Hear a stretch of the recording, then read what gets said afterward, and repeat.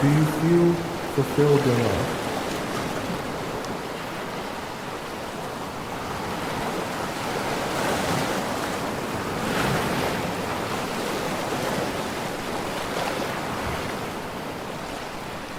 The show will begin in 4 minutes. Are you ready?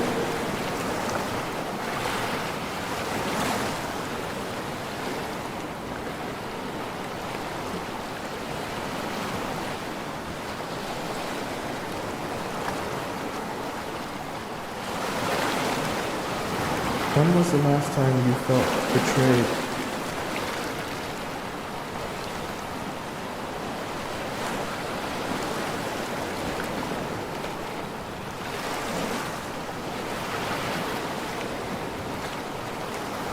Why is it so many people don't get a text back after a first date? In this video I want to give you... When was the last time you felt loved?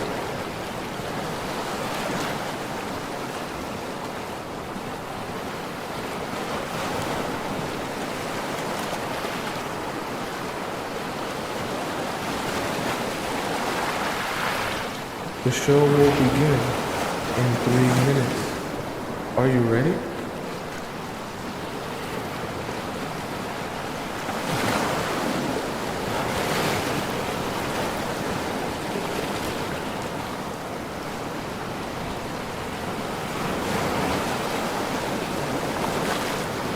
What did it feel like to be in love?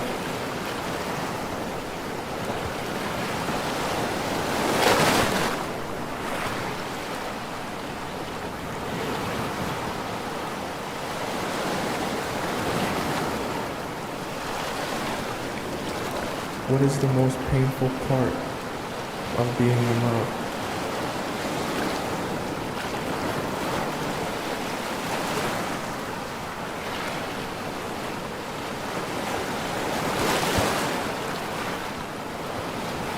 The show will begin in 2 minutes. Are you ready?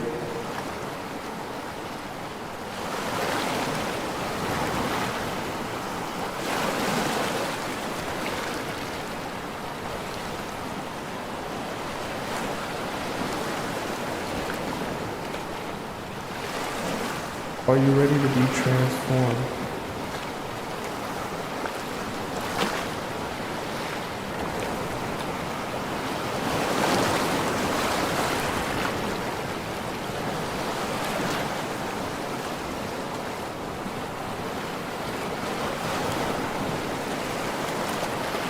Are you ready to make a change?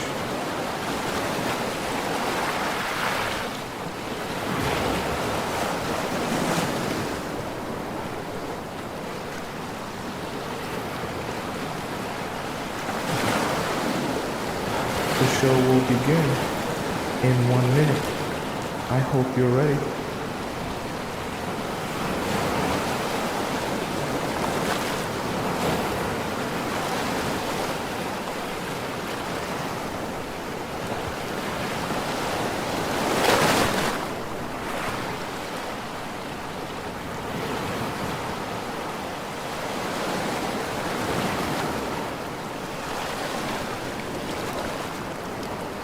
The show will begin in exactly 30 seconds. Get ready.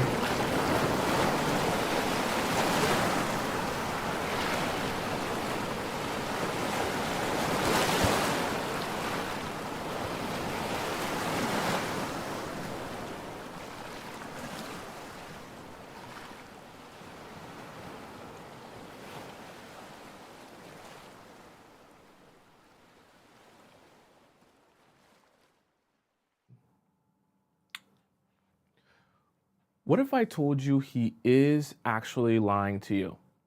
What if I also told you it's very easy to spot those lies if you just knew exactly what to look for? If that sounds impossible to you, don't worry. On today's show, we're going to be discussing 5 scary things men often lie about.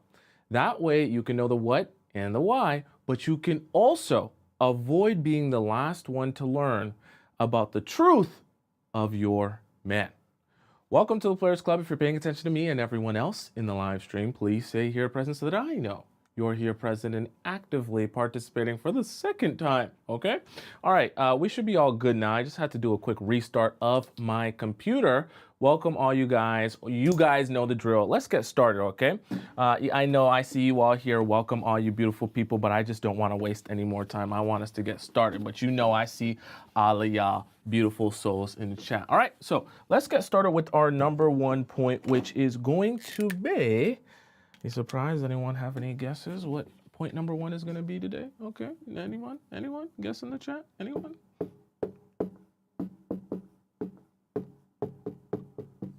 Okay. So point number 1 here is going to be intensity. Now, unfortunately, men are going to be lying to you about the level of intensity they feel in their heart towards you and towards this relationship. It's actually one of the really common things that men are going to lie about, right? Some of you might consider this love bombing. Some of you might consider just future faking, right? There's many different words, phrases, ideas and concepts behind faking intensity, or let's say lying about intensity, right? And you have to understand it's a great tactic because of a psychological trick that I'm kind of going to play to you here and make you understand a little bit better, okay? So this is the thing, right? Your graph, right, and when it comes to intensity, looks something like this, all right, in these two versions.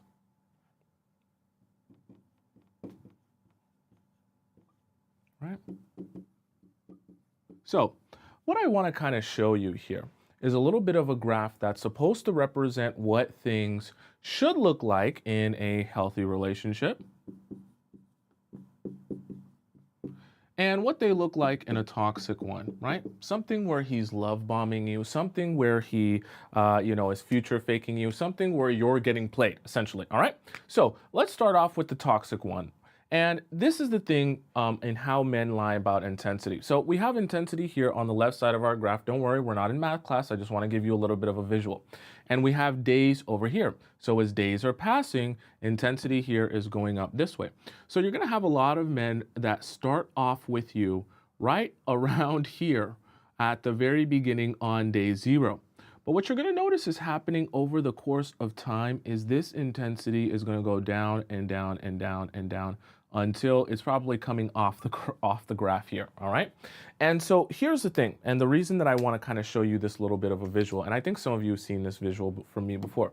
The reason I want to show you this visual is because this is what you actually perceive from him in terms of his actions and the way he treats you and goes about this relationship, right? You might get a lot of compliments and a lot of lovey-dovey words, right? I put intense wrong here. Chat, you didn't notice that? You didn't notice I spelt it wrong up here? You should have said something. I see y'all didn't say nothing in the chat. Okay. One of the things you're going to notice is that this is what it's going to feel like, right? You're going to notice that intensity in the way that he treats you and goes about the relationship over the course of days kind of fall off of a cliff here.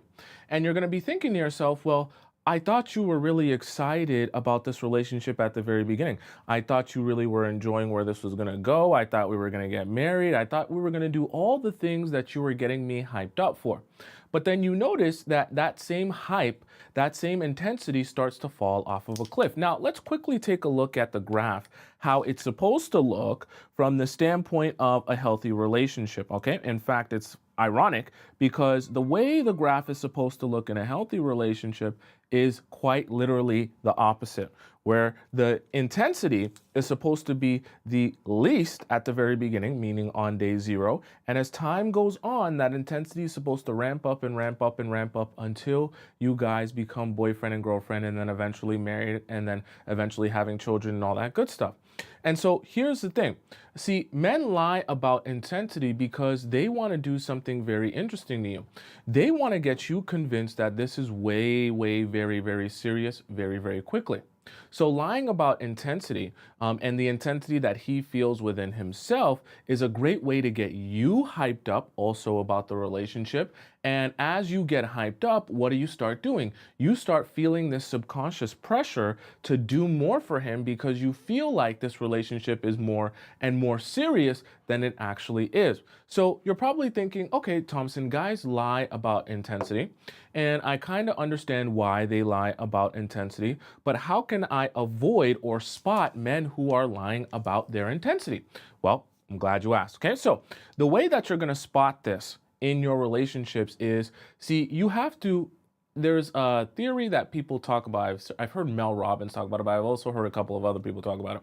They call it the let them theory, where you just let people do whatever it is that they want with you and in the relationship. Now, I don't mean it from the standpoint that you allow people to walk all over you, but you let them show you what they really mean, who they really are, and what they're really about, instead of trying to force people to be who you want them to be, right? Meaning you're Prince Charming, meaning the type of guy you want to date, meaning the type of guy you want to be your husband, right? You might have a visual or an understanding of what you think you want out of a man. But then when you meet this guy and you like him, you try to force him to fit that mold of what you expect a man to be.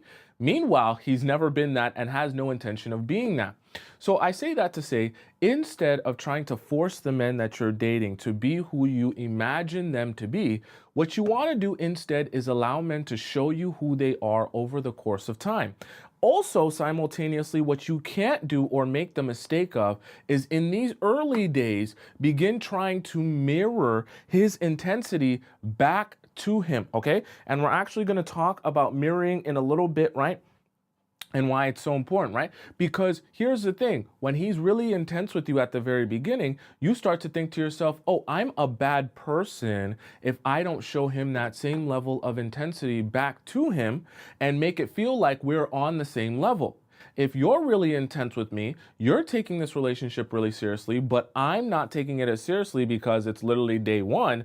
I feel subconscious pressure to meet you where you're already existing. But that's a problem, because if you feel subconscious pressure to be and act like a guy's wife on day one, what are you going to be doing? You're going to be doing a whole lot of wife things. You're going to be giving him a whole lot of wife treatment and a whole lot of wife pleasure. But you're not a wife. You don't have a ring on your finger, and you're not even a girlfriend yet. But you see how it's really good for him to get it really, really intense at the very beginning. So now what you want to do is stop emotionally investing yourself so heavily in men from the very beginning. And even when they try to speed you up or get you on this level on day one, you say, absolutely not, right? You don't have to tell them this. You say to yourself, absolutely not. I'm going to pace myself, see you when I have time, see you when I'm available, and see you at the pace and the consistency that works for me. I'm not going to rearrange my entire week to spend time with you. I'm also not going to cancel a whole bunch of plans to spend time with you. If there's a week that's packed for me and we haven't seen each other for a week, I'm going to dedicate my time to all the things that were my priorities before you came in my life. You can hang out with me when I have time on my terms. This is what you want to be doing. The reason that you want to be doing that is because you want to gauge. See, the guys are good at making, oh, I love you so much. You're the best thing since sliced bread. I think you're so amazing. It's great. But let's see if he can hold that for an extended period of time of months, of weeks, right? Of many days, that he can hold that level of intensity and fascination with you. And it sounds simple in theory, but you have to be very good at holding your water when the guys are going to push it to the limit on those first couple of days and those first couple of weeks, because that's the best, most convenient time for them to lie about their intensity, right? The intensity within them, right? They're going to make you feel like there's a burning desire and passion within their soul about you and about this relationship. They're going to make it seem like this relationship right now as it exists, even though he just met you, oh my God, don't you know, I fell in love with you when I met you. Look into my eyes. I have never loved a woman as much as I love you right now. Okay? And he's going to want to convince you of that, right? And make you feel like that this is really happening.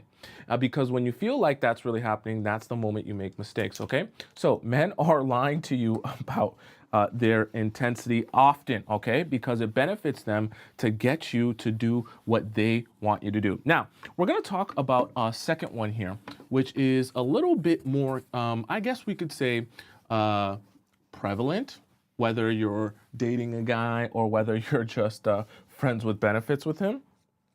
And so we will discuss, right? So, number 2.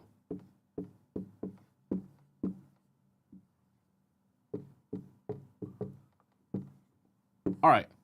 So, number 2 is going to be free time.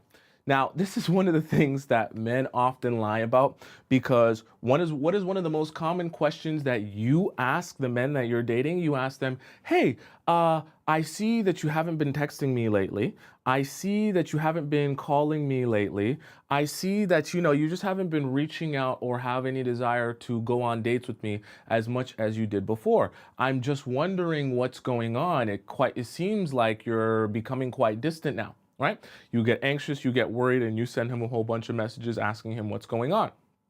And what is the number one thing that men usually respond to you, okay? This is actually where I want you guys to participate. So tell me in the chat, what is the number one thing that men will tell you if you were to text a guy and ask him, hey, I wonder, can you explain to me how come you're not texting me that much anymore, reaching out to me anymore, or, seeming that you want to hang out anymore? What's the most common response that you usually hear from men when you ask them why they haven't been reaching out that much anymore or contacting you that much anymore, okay? I want to see everyone participate because I want to make sure you're paying attention and I want us to discuss here, okay?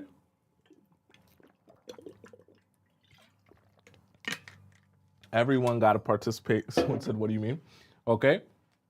I see a lot of I'm busy, all right? I see some people say I got a lot going on right now. I've been working. I've been going through a lot. All right, I like these, all right?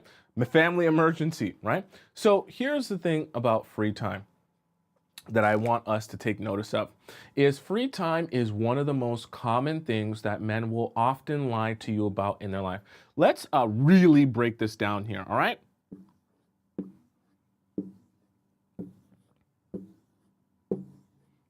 All right, so obviously you have 7 days in a week, right? Now, of these 7 days, you only have a limited amount of time. Obviously, you're going to sleep for 8 hours, then you're going to work, and then you have the weekend. You might be doing family stuff, you might be doing friend stuff. See, what the guys are going to convince you of that limited time throughout the week, everything is absolutely full to the brim, okay? And because everything is full to the brim, he has no time to spend with you. Those all 7 days is literally filled with one thing to the next thing, to the next thing, to the next thing. And see, here's the problem with this lie though, because this lie is meant to make you feel like, oh, if any of these days were free, I would love to hang out with you, right? If I had any space in any of these days, I would love to see you and spend time with you. And the only reason I haven't reached out, the only reason I haven't texted you is because I just haven't had one of these free days. But rest assured,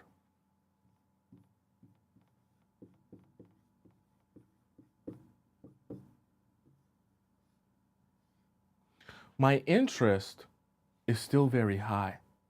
I still really like you. I still really want you.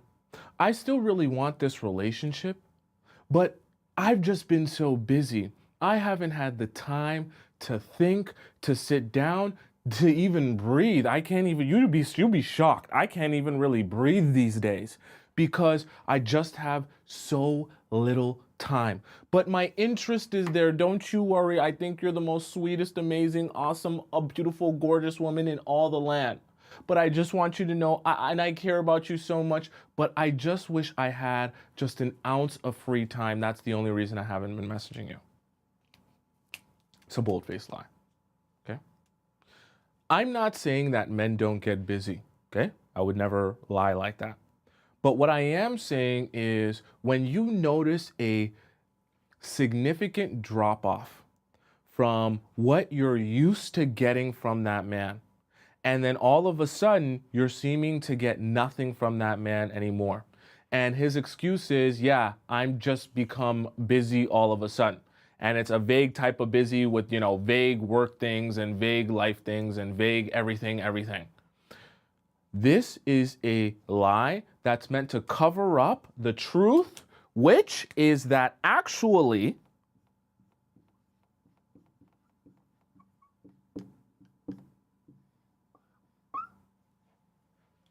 his interest has gone down for you. Now, this is painful to hear because now you're starting to think, oh, so you're telling me the guy that I like actually doesn't like me. You're telling me the guy that I'm interested in and want to date actually doesn't want to date me. Tomisin, you're disappointing me. Don't tell me things like that. You're supposed to give me hope. But here's the thing. You have to understand this, that when men's interest in you goes down, they don't want to lose their opportunity to still have you as someone they could reach out to when they need something from. And when I say they need something, I mean, wank themselves off. They want a dirty talk with you, they want you there. They want to jackrabbit themselves inside of you, they want you there. They want a shoulder to lean on and cry on and to call you and just to vent about stuff, they want you there. So a lot of times what men are going to do is they're going to lie about the amount of free time they have. They're going to tell you they're super busy, which is the reason that they can't reach you or talk to you at these points, or they can't answer your calls, because they don't want to just be honest with you that their interest in you has gone down. For whatever reason, and I don't even want you to think that, oh, his interest in you went down because you did something. It doesn't even necessarily have to be because you did something wrong. Sometimes men have ulterior motives, other things going on. They have exes, they have just anything that could happen in their life external that could be the reason they have lost some interest in you. It's not representative of you, the person. But what I want you to understand is men would rather lie to you about having no free time and still being interested than just be honest with you that they're losing interest in you. You want to know why? Because if they just are honest with you that they're losing interest in you, what are you more likely to do? You're more likely to say, oh, so you're making it clear to me that this is a waste of my time. You're making it clear to me that you basically don't really want this relationship or want this at all. And so if I continue to invest myself in you, I'm literally acknowledging how much time I'm wasting, right? See, you'll notice something, and we're actually going to get to this in our next point, but you'll notice something really, really funny and interesting about not saying anything and leaving it up to you to guess what he wants or what he thinks. That's actually the whole reason why we have this show, because I'm trying to provide you with clarity. Because when you're confused about what he wants or what he thinks, or you're just not sure, you get to gaslight yourself into believing what makes you feel good. But if he simply comes out and tells you he has little interest in you and he has little interest in building this relationship with you, well, now you know for sure. And now it's on you to respond or react to him telling you that he has little interest in you by actually walking away from this relationship or investing yourself in someone else. Right? But guys don't want to lose out on their opportunity to have access to you. Guys don't want to lose out on their ability to have you at their beck and call and turn you into like DoorDash, okay? They don't want to lose that. And so instead of losing you or losing out on their opportunity to get access to you, instead, what they do is they tell you everything's good. I've just, haven't been free lately. I've just been so busy lately that I haven't had time to really contact you or show you any of that interest, okay? So let's hop into our next point here. Does that make sense to you guys so far? All right, so let's hop into our next point here, okay? I hope I'm making sense to you all so far, all right? So number 3 is confusion.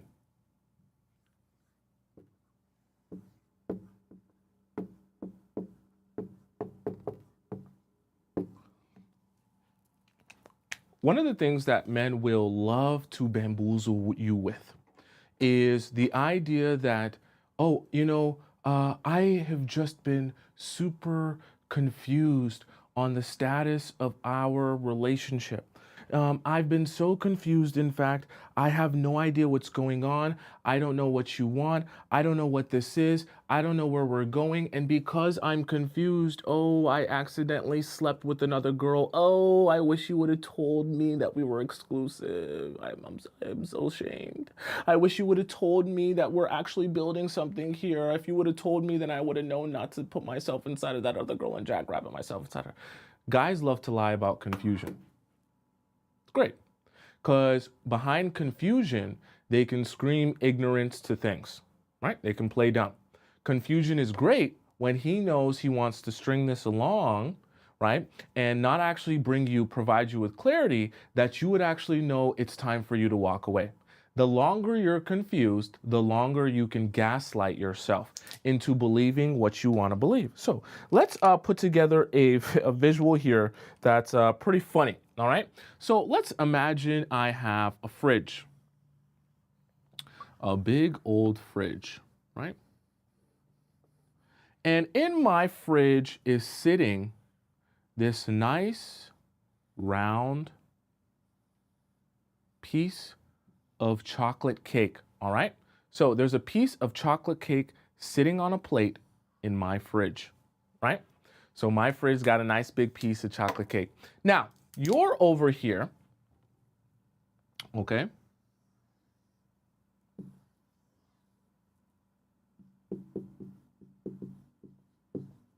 You got you over here, put you, and you've got your friend over here. So let's imagine your friend, right?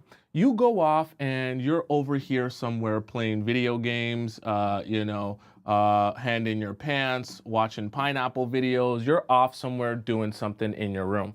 And your friend comes along and your friend goes into the fridge and your friend sees that piece of chocolate cake inside of the fridge. Now, you and your friend, let's say you and your friend are, we'll say you guys are roommates. And because you're roommates, obviously it's only the two of you living there. Meaning if your friend, let's even put this here so you guys can know clearly.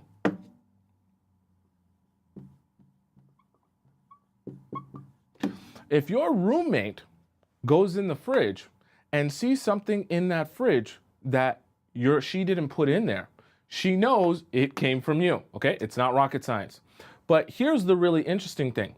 Let's just say for the sake of argument that both of you, because you've had issues in the past with food and not knowing which food is whose and not knowing what's supposed to go where, let's just say for the sake of argument, the two of you have come up with a plan, a course of action that the both of you will always be labeling your food to separate it. You got your eggs and your roommate's got her eggs, okay?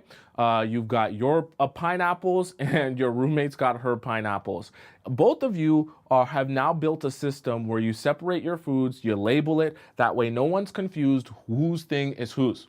But let's say this time you brought this chocolate cake back from the Cheesecake Factory and you just forgot to label it for whatever reason, so you just threw it in the fridge because you were tired. Now your roommate, let's just say, loves chocolate cake. Your roommate loves chocolate cake. Chocolate cakes are absolute favorite, okay? And so she sees that chocolate cake. It's looking so decadent, looking so good, looking so juicy sitting there, and she's like, oh my God, I can't believe this is sitting here and I want this piece of chocolate cake, but I know if I ask her to have this chocolate cake, she's gonna say no. Because she probably saved it and she's waiting to eat it later, but this looks so good and I'm so hungry and I don't feel like getting Uber Eats and I want to eat this right now. And so your roommate looks at that piece of chocolate cake and says, it don't have no label on it. So I think I can eat it. I'm gonna eat it. And so what does your roommate do? Your roommate devours that piece of chocolate cake. That chocolate cake gone now. She eats that, she licks the plate, okay? She licks that plate clean, all right? Eats that chocolate cake and hides the evidence. Chocolate cake is gonzo. You come back to the fridge looking for your chocolate cake and you see it's not there. You then go to your roommate, because it's only the two of you living in that house. You then go to your roommate and you say, okay, roommate, please explain to me, where did my chocolate cake go that I left and I saved in the fridge? And your roommate says, oh, that chocolate cake? I didn't know that was yours. I thought maybe, because remember, your friend came over the other day before you guys went out, and I thought when she came back, she left it here for, just because she forgot it. And I thought your friend literally forgot that piece of cake here. And I thought that was hers. If it was yours, you should have labeled it. Oh my God. If I would have known, I would have not eaten your piece of chocolate cake. Why didn't you label the cake? And you're sitting there like, is this a joke? You didn't know that was, why didn't you ask me if that was my piece of cake? It's only me and you here. I just assumed because when I saw you guys come back, I saw her with the plate. So I thought that was her cake from the time that she came back. So that's why I just ate it. And I thought that you were asleep. So I didn't want, and this is the problem. Okay. And I'm going to connect this back to your relationships and the guys that you're with and why they lie about confusion. Because see, when you can claim ignorance, when you can claim, oh, I didn't know, right? It does two things simultaneously. One, they get to escape accountability, right? Having to apologize or be honest about the fact that, hey, I did this thing simply because I wanted to do that thing. And they don't have to take accountability for it. What they also simultaneously get to do is they get to make themselves look like a sympathetic figure that wants the same thing as you, that has the same intentions as you, while, now, and because of this external source, which is the confusion, right? This external source, which is confusion, has led me to go astray from what I know we both want. Right? And the men in your relationships do the same thing. They lie about being confused on what the status of the relationship is, or what you guys are doing here, or where you're supposed to be going, or how this is supposed to work, because they want to be able to claim, well, when I slept with this girl, or started talking to that girl, or went out to the club and started grinding on this girl, I thought we weren't doing a thing where we're actually an exclusive thing. I thought we were more of a thing where when I see you, we have fun, but it's not really like a me and you type of thing. It's more of like a me and you when we're only in the house together, just, sitting down watching Netflix type of thing.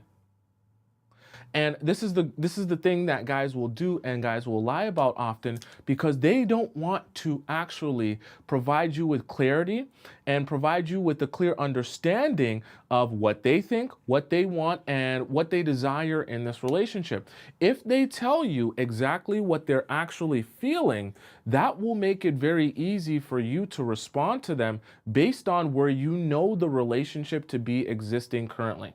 Right? What I mean by that is, if you know where you stand with the guy, you know what he thinks of you, and you know what he wants to do with you in this relationship, it makes it very easy to act on what he feels, or what he says he feels or desires of this relationship. Because if he says he doesn't want you, he has very little interest in you, and he just wants to sleep with you, well, then he's made it very easy for you to just walk away. But if he pretends to be confused and he pretends to say, oh, I want the same thing as you, right? I didn't know that wasn't your piece of chocolate cake. I ate it because it had no label. I was confused. Why did you lead? We're both confused here. Now he can make it seem like we're on the same page, but I just didn't know. So you think he's a good guy. He gets to look like a good guy, and he doesn't even have to take accountability for anything that he's just done. Really, really, really slick. Okay? So one of the things that you have to do when guys try to claim confusion, right, in order to kind of battle against this, you have to be making sure that with the guys you're dating, you don't allow space for confusion. And anytime you find yourself in a relationship with a guy where you're confused on where things stand, or you feel like he's not providing you with clarity, you walk away from those men. Because men should on an ongoing basis be providing you with clarity on how they feel, what they want, and what they are trying to get to in this relationship. And they should be acting on those words as well. So if you're confused, it's because he's either not providing you with clarity, and he's not simultaneously not acting on what he's supposed to be, the clarity he's supposed to be providing you with. Okay? Does that make sense to all of you? Before we hop into number 4. Okay. By the way, for those of you who are just joining us or just joined us halfway through, all of these points are available on my YouTube channel. Just go right on the top right corner of the screen where it says my name, Tomisin Atobatele, and you can type it in on YouTube because I'm live there at the same time, and then you can watch the entire show there and rewind it and all that good stuff. Okay. So number 4.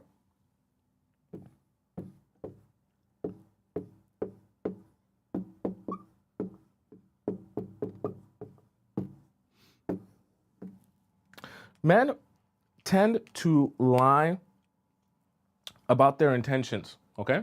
Now, the reason that they tend to lie about their intentions is quite simple. They don't want you to know the truth about what they actually intend to do.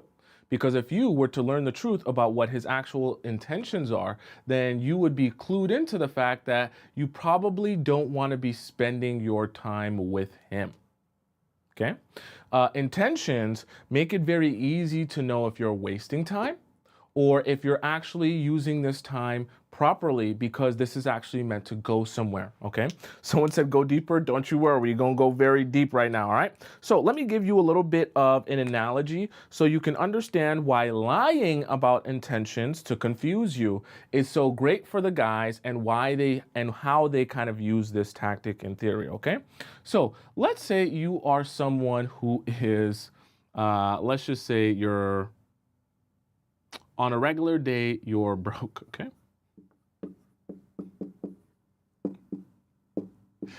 You are broke, okay? God forbid. But let's just say for the sake of example, you are broke. Now, let's say in this scenario, your friend comes over to your house, right? And you're living the brokey broke lifestyle. Your friend comes over to your house, and one day she is rummaging through your garage, okay? And you guys are just doing a thing. You're doing a little bit of spring cleaning. And as she's rummaging through your garage, she sees like this box titled like grandmother or something like that, right? Or mom 1972, let's just say. And when she's rummaging through this garage, she finds a box titled mom's 1972. And she opens this really old like box type of thing, okay? It's like so dusty. And when she opens it up, it's like a Chanel bag. And she's looking at it like, oh my God, what is this? And you're just like, oh, this is just some like old box of stuff that my mom used to have. It's just been sitting here for so long. She never uses it. And I just want to get rid of it, throw it out, right? And let's say your friend is like, are you crazy? This is a vintage Chanel bag. This is an original 1972. When did Chanel get made? This is an original 1972 patent leather with the lacing and the stitching and this and that.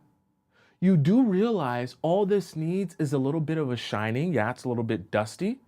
But you want to know what the resale value of this bag is? This is vintage Chanel. This is the original, I don't know, how do they title them? I don't know, okay? The original one, all right? One of the original ones, right? And the value of this bag is $20,000. You have $20K sitting in your house right now. And you're like, no way that old dusty bag is worth $20K. She's like, I swear to God, I swear to God. I literally, you know me, I'm a fashionista. I do some bag reselling and stuff like that. I know this for a fact. This bag is worth $20K for a fact. All you got to do is shine it up a little bit. And I know a guy that does, he does shining for bags to make them look brand new again. All you need is a little shine on this leather. Easy, you can get $20K. And I know the exact person that will buy this from you. If you let me sell it for you, this is a good friend of yours. If you let me sell this bag for you, I'll only take $2,000. I'm going to give you the rest of the 18. I promise you, you can get $20,000 for this bag. And you're like, oh my God. And this is your best friend, so you trust her, right? And so she goes and she is going to go sell off this bag. Remember, you're broke, right? So this is really, really good for you. Really, really good, right? This is an amazing time for you. And so you're walking around town and you're like, oh, I feel good today. This is a good time. I'm about to get me a cool $20K that was sitting inside my little box in my garage. This is amazing. So you're walking and life is good. Like life is good when you got an extra 20K, right? And you're walking and you go to the store, right? You're just kind of shopping, looking at stuff, and you're thinking to yourself, damn, you know, I was a broke girl, but I ain't no brokey no more. Shout out to Lotto.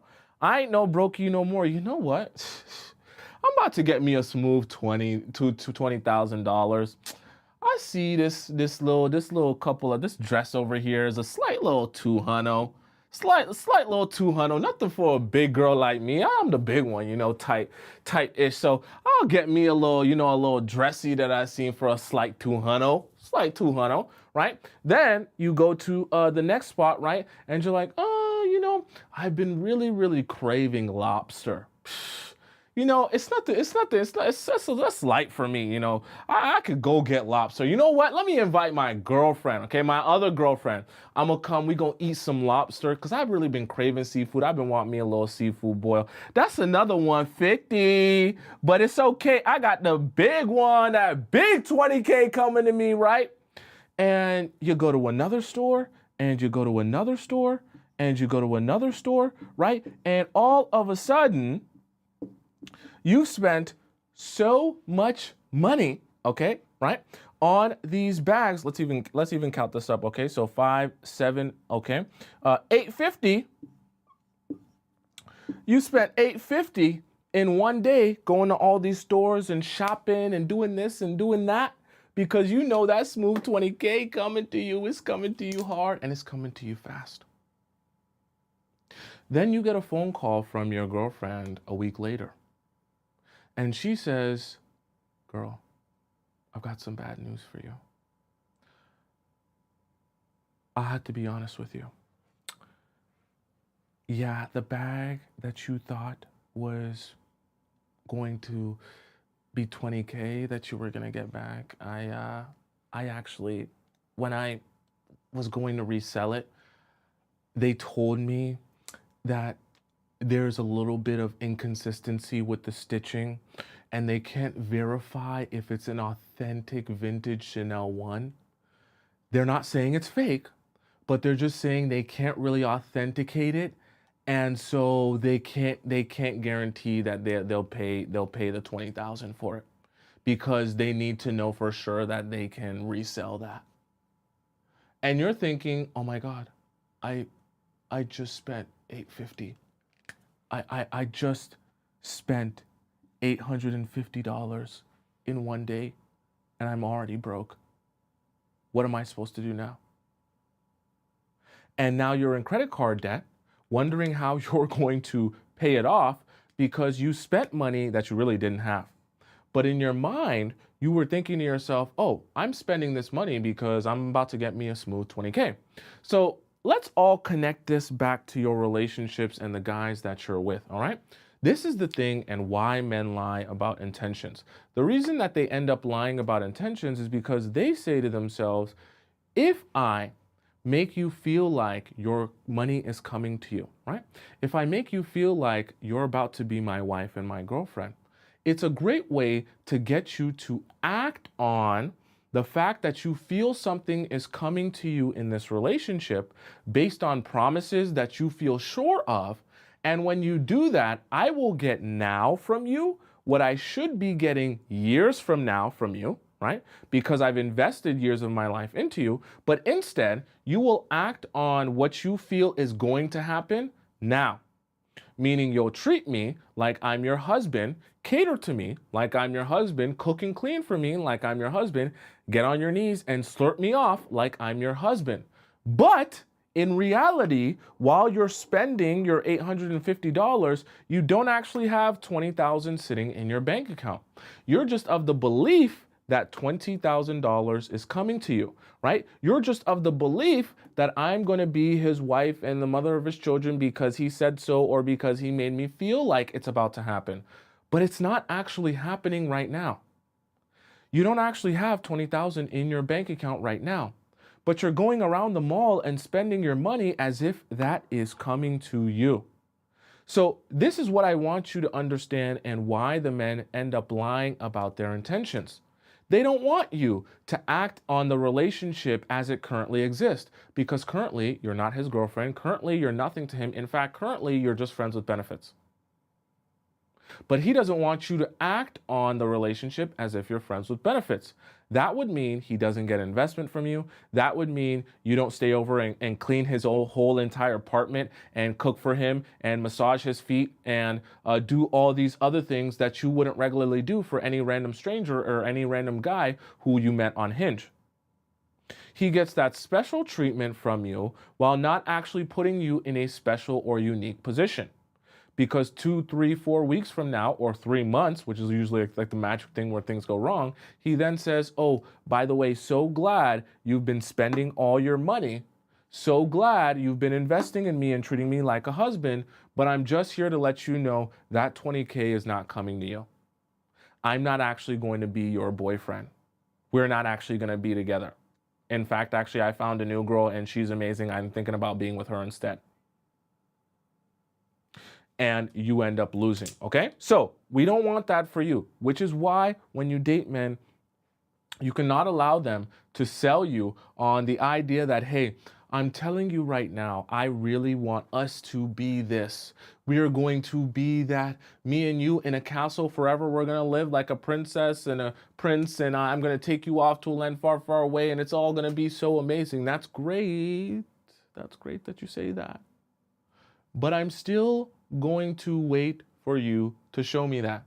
And I will not be doing anything for you until I see you act on what you said was going to happen on a consistent basis, right? You don't just let guys tell you it the one time and then believe that it's true because they tell you it the one time and do it the one time. You let guys tell you how amazing things are going to be. Cool, that's great. Show me that. And then in the process of showing me that, I want you to show me that for months and months and months, not just one day and not just 1 week.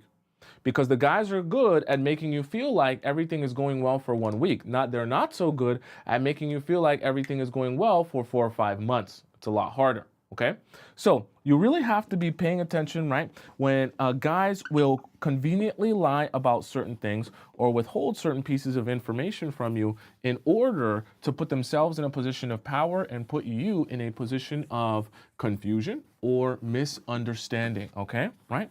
Never ever make that mistake. Now, let's hop into number 5. And this is actually the most dangerous one, all right?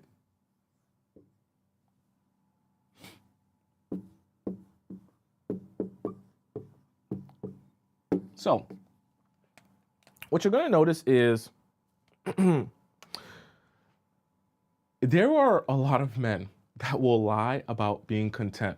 So, what I mean by lie about being content is you're going to notice some guys that you date, and let me know in the chat if this has ever happened to you, where you were dating a guy and you were completely sure that you never argued with this guy.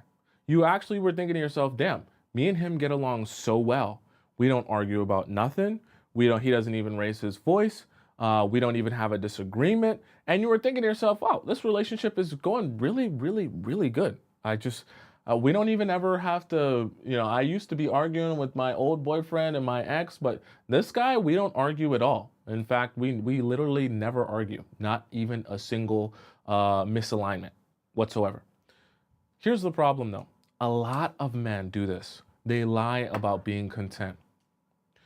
From the standpoint of when something is actually bothering them, they don't actually address the fact that it's bothering them and you don't know. So let's kind of break this down in a little bit of a visual for you, okay? Very simple visual. So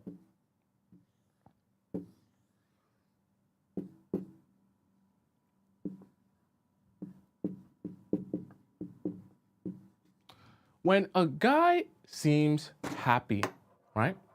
And he's all content, he's at peace, he's happy in this relationship because you guys never disagree.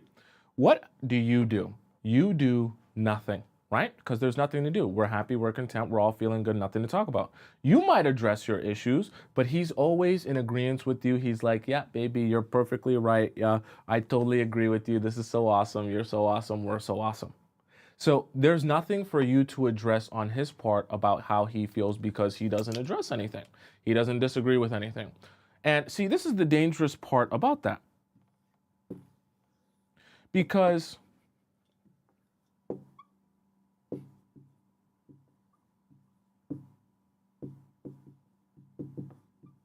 if you were to know that he was actually sad about the situation, you would then do something.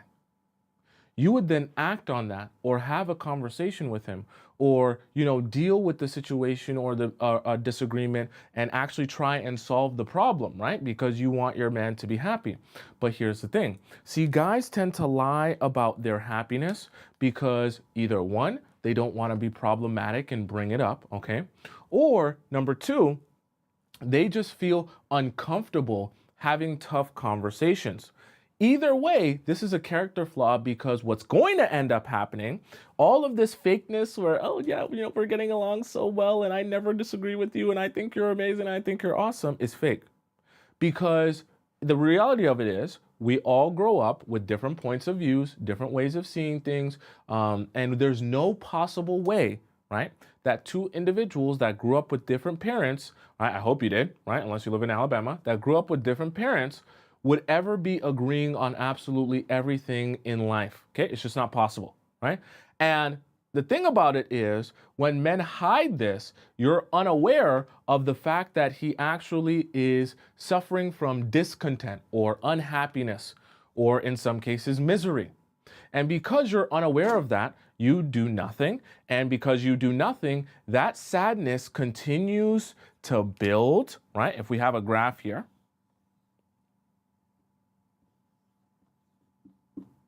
over the course of days, that sadness that he once felt at the beginning, it builds and it builds and it builds and it builds until it shoots up to a terminal level or a terminal velocity at however you want to think of it, right? And eventually it gets to the point where all of a sudden he blows up on you for something super small that you're thinking, wait, what's the issue here? And then in the process of him blowing up on you for something super small, he then brings up something that happened 4 years ago. And you're like, wait, what are you talking about? Don't you remember when you called me the B word 4 years ago when we were going out to dinner together and we were going to meet Rosie and Donald? And you're like, what? 4 years ago? I don't even remember that. What did we do? You don't remember that? When you were eating the steak and you got the medium rare and I got the rare and then you said I look stupid and I'm a dumb little B word? And you're like, what? And that's the problem. Because the guys, they lie about the content, either because they want to keep the peace, right? Or because they're too uncomfortable talking about their feelings, that they just don't want to share with you how they really feel. But then you don't end up getting any real information on what's going on in the relationship. And like Reese said, he's holding grudges, right? And you are the one that ends up suffering because all of a sudden, out of nowhere, he wants to break up or he wants to end the relationship with you because of issues that you didn't even know that he had. That's a very scary one, okay? And if it's ever happened to you, then you know how scary it can be and how blindsiding it can be. So when you are with guys and you're in relationships with guys, I know this is going to sound horrible, but what I want you to do is I never want you to be satisfied with feeling like everything is perfectly fine, okay? Now, here's something very important I want you to realize. When you start, there are natural ebbs and flows, which means peaks and valleys to relationships. When you have discussions with someone, you're going to have tough discussions with them. Do not allow your relationships with men to keep you in a la land magical state where everything is like a fantasy. I know when you're with a guy, you want to be happy, you want to feel good, you want to laugh, you want to giggle, you want to have fun and enjoy yourself. You should do that. But what you also need to make sure you do with your men in your relationships is have tough conversations. And tough conversations are always going to feel a little bit uncomfortable. They're going to rub you the wrong way. They might put you in pain. They might put him in pain. They might rub him the wrong way as well. But those tough conversations are always what will allow both of you to be on the same page because you both are at an understanding of what you want, what you've been through, what you're feeling, and what you're thinking. When both of you are at an understanding of what is going on in the relationship on a mental level and on a spiritual level, then you guys can be aligned and move towards a shared goal, which is continuing this long-term relationship. When one or both of you are misaligned or unsure what the other one is actually feeling or thinking, that's when we get all this jumbled up mess, and the confusion can create a lot more distance, which can create even more confusion. And then all of a sudden you're married to a man who you literally despise that sleeps in a different room than you. Okay? We don't want that for you. So that is one of the things that men definitely lie about often that you should be looking out for. So do you guys have any questions about what we just discussed today? Number 1 was intensity. Number 2, free time. Number 3, confusion. Number 4, intentions. And number 5, content. All right. Someone says, did anyone write them down? They're all available on my YouTube page. It's just at the top right corner of the screen there. Tomisin Atobatele. You just type it in on YouTube, and then you go on my YouTube page, and you'll be able to see all of the points that I talked about here today, okay?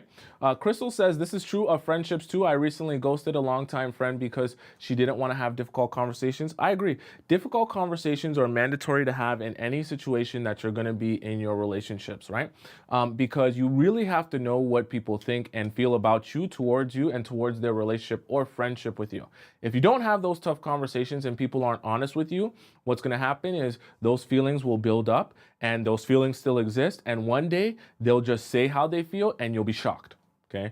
You should never be in a position where someone that you consider to be close to you is telling you things that you never knew that they felt for years. Okay. You don't want to be in a position like that. Always have tough conversations. And those people who are friends of yours or partners of yours that try to avoid that, you should avoid them.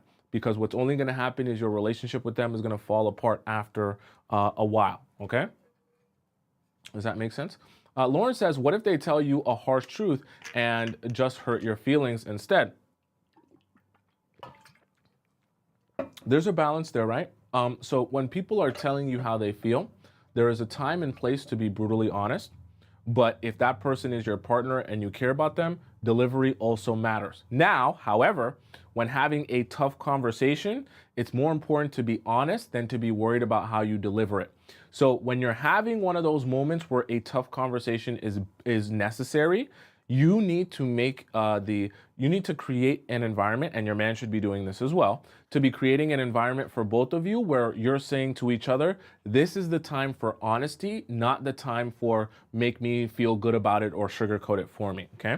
And when you're building a healthy relationship, there should be a clear distinction between, hey, now this time that we're having now, let's have a real talk, okay? So when you deliver this message to me, deliver it exactly how you feel about it. Don't deliver it to me with your filter after you think about how it's going to make me feel and this and that, because I need clarity on how you really feel. That way we can be at an understanding, okay? In your relationship, what you're going to realize is throughout the ebbs and flows, there's going to come points and times in your relationship where you need that extreme clarity and not the sugarcoating filtered conversation from them, okay? But there needs to be a process of both of you understanding there are time and places for both of those things.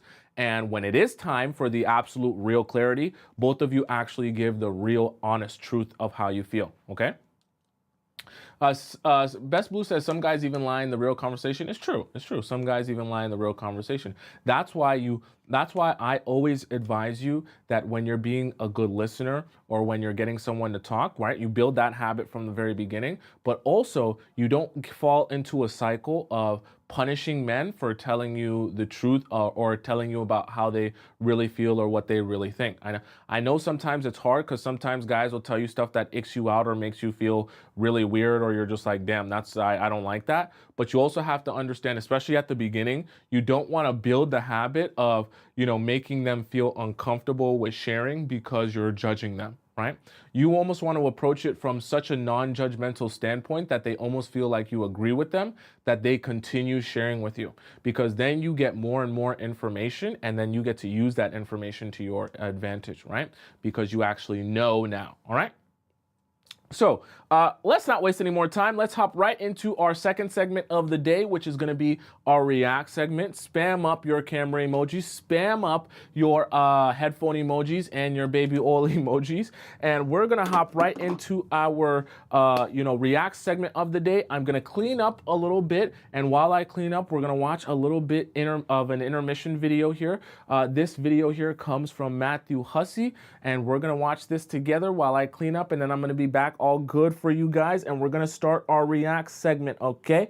Matthew Hussey, take it away for these beautiful people. Three things that you can do on a date that make it much more likely that that date turns into another date. The idea for this came from someone I recently coached who came to me and said, I had a very difficult marriage. It has left me very guarded after the divorce. I had to become independent. I had to become my own person. And now when I date, I get told a lot that I am scary, that I am intimidating, and it doesn't seem to go anywhere. What's going on? Anyone out there who has been hurt a lot will naturally be on guard when they're dating again. We are looking for red flags. We're looking for warning signs that someone has an agenda, an ulterior motive, that they are going to hurt us. And when we go into a date with that energy, it can come across as a very strong energy. It can come across as an energy that says, I don't need anyone. It can come across as a lack of vulnerability. Now, people use all sorts of words when they feel these things from us. You're a little scary, you're a little intimidating, I don't know how I'd ever feel needed by you. But what it really comes down to is they're seeing one side of us and they're not seeing the other side of us that they may need to see to truly feel like there is that polarity that they're looking for. And polarity is often associated with lots and lots of language around masculine and feminine. Whenever a woman says, I feel like I intimidate guys, the go-to is, well, you need to be in your feminine. I don't know that it's entirely wrong. I end up getting a little bit bored and frankly confused by the language around these things. And it ends up becoming a kind of obsession with masculine and feminine, and one that I don't find all that interesting. To me, dates need polarity. People need polarity, especially in romantic situations. We need to know that we both are, not all the time, but sometimes in an energy that is attractive to the other person. And I don't think we need to be that energy all the time. I think it's just we need to be that energy enough that someone sees that they have that magnetism in that way with you some of the time. Let's take this woman that came to me. She would show up on a date very guarded. She'd almost show up with that kind of boss-like energy, independent, done a lot in her life, taken care of a lot in her life. And I believe that it was stopping the person on the date from really getting to know the real her. So I'm going to tell you 3 things that I told her that if you find that you're guarded and it makes you cover up other parts of yourselves, the softer, more sensitive, more playful, more fun part of yourself, the more affectionate part of yourself, then I think these are really going to help you. Number 1, lead with your most beautiful energy. Now, you get to decide what your most beautiful energy is, but imagine yourself around the people that you're most comfortable with. Imagine yourself if you were bringing out your core and what that core is really like, whether it's a very affectionate person, very sweet person, a very playful person, a person who laughs a lot, a person who is very smiley, a person who's very curious, very interested. Bring that person forward first. Now, many people struggle to do that because they've been hurt before.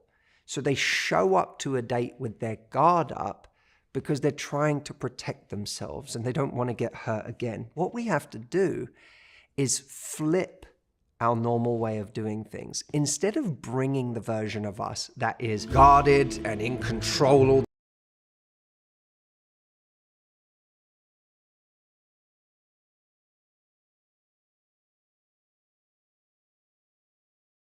Thanks. All right.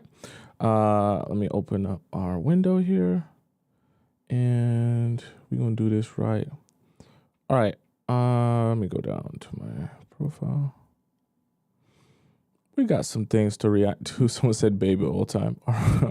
We got some things to react to here. All right, let's start off with our first one of the day.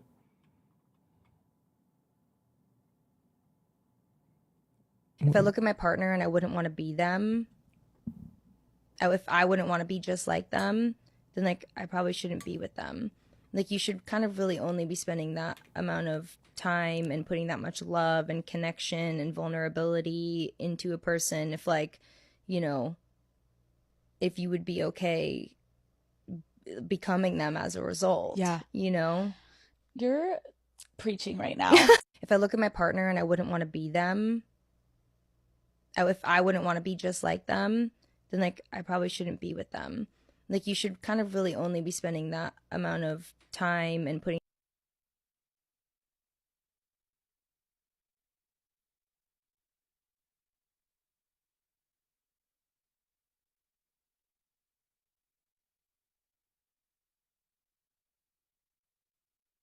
I think what she's trying to say is certain aspects of your partner's personality should inspire you to be a better version of yourself. Are you following me? And the way that they carry themselves or go about life or their character traits or things like that should make you feel like, damn, I noticed that you are so kind and so generous. I noticed that you, go out of your way for people. I noticed that you, are, give so giving, whatever it may be. And as you notice that, you start to say to yourself, damn, I want to be more like that. I want to take and learn a little bit from who you are and how you carry yourself and put that in my own life, right? And add that to my own personality or my bag of tricks, right? I think that's what she's trying to say in a kind of different format. Here are 3 short texts to get his attention. Did you know that the average text message length is only 7 words? Now I want you to look at your recent text chain with a guy you're talking to. You're writing novels, aren't you? So let's chop that down a little bit and use these 3 short texts that are guaranteed to get a guy's attention. The first one is texting him, "You're trouble." This is a flirty way of telling him that you're attracted to him and you're interested in him while maintaining the tension in the connection. Trouble, it's both a good thing and a bad thing. The second one is texting him, "If you were only here." A way of telling him that you're attracted to him and you're interested in him while maintaining the tension needed to get a guy's attention. The first one is texting him, "You're trouble." This is a flirty way of telling him that you're attracted to him and you're interested in him while maintaining the tension in the connection. Trouble, it's both a good thing and a bad thing. The second one is texting him, "If you were only here right now, ...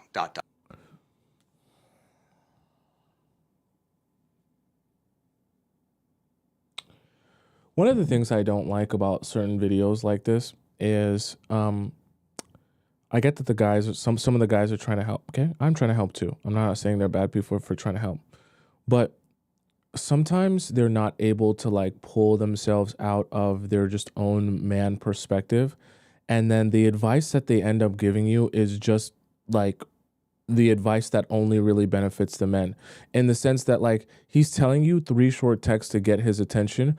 All he's giving you is text to get him horned up. So what he should have said is 3 texts to get him horned up and get him to start wanking himself. But how does that really actually serve you? Like, because you're not getting his attention, so to speak. Like, you're really just getting him horned up for the moment, or thinking that you guys are about to sleep together.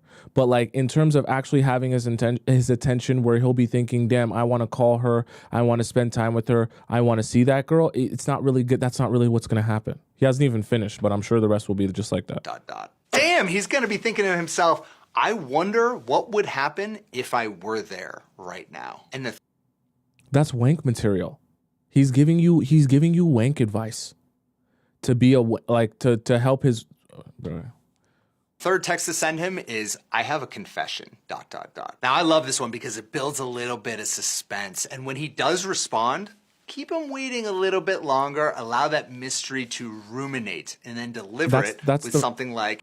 That's the first decent one, but see, he's made all the rest of them pineapple related, or sexual, and now I feel like the reason he's saying it is just to, whatever. Ruminate, and then deliver it with something like, "I think you're sexy," or "I wish you were..."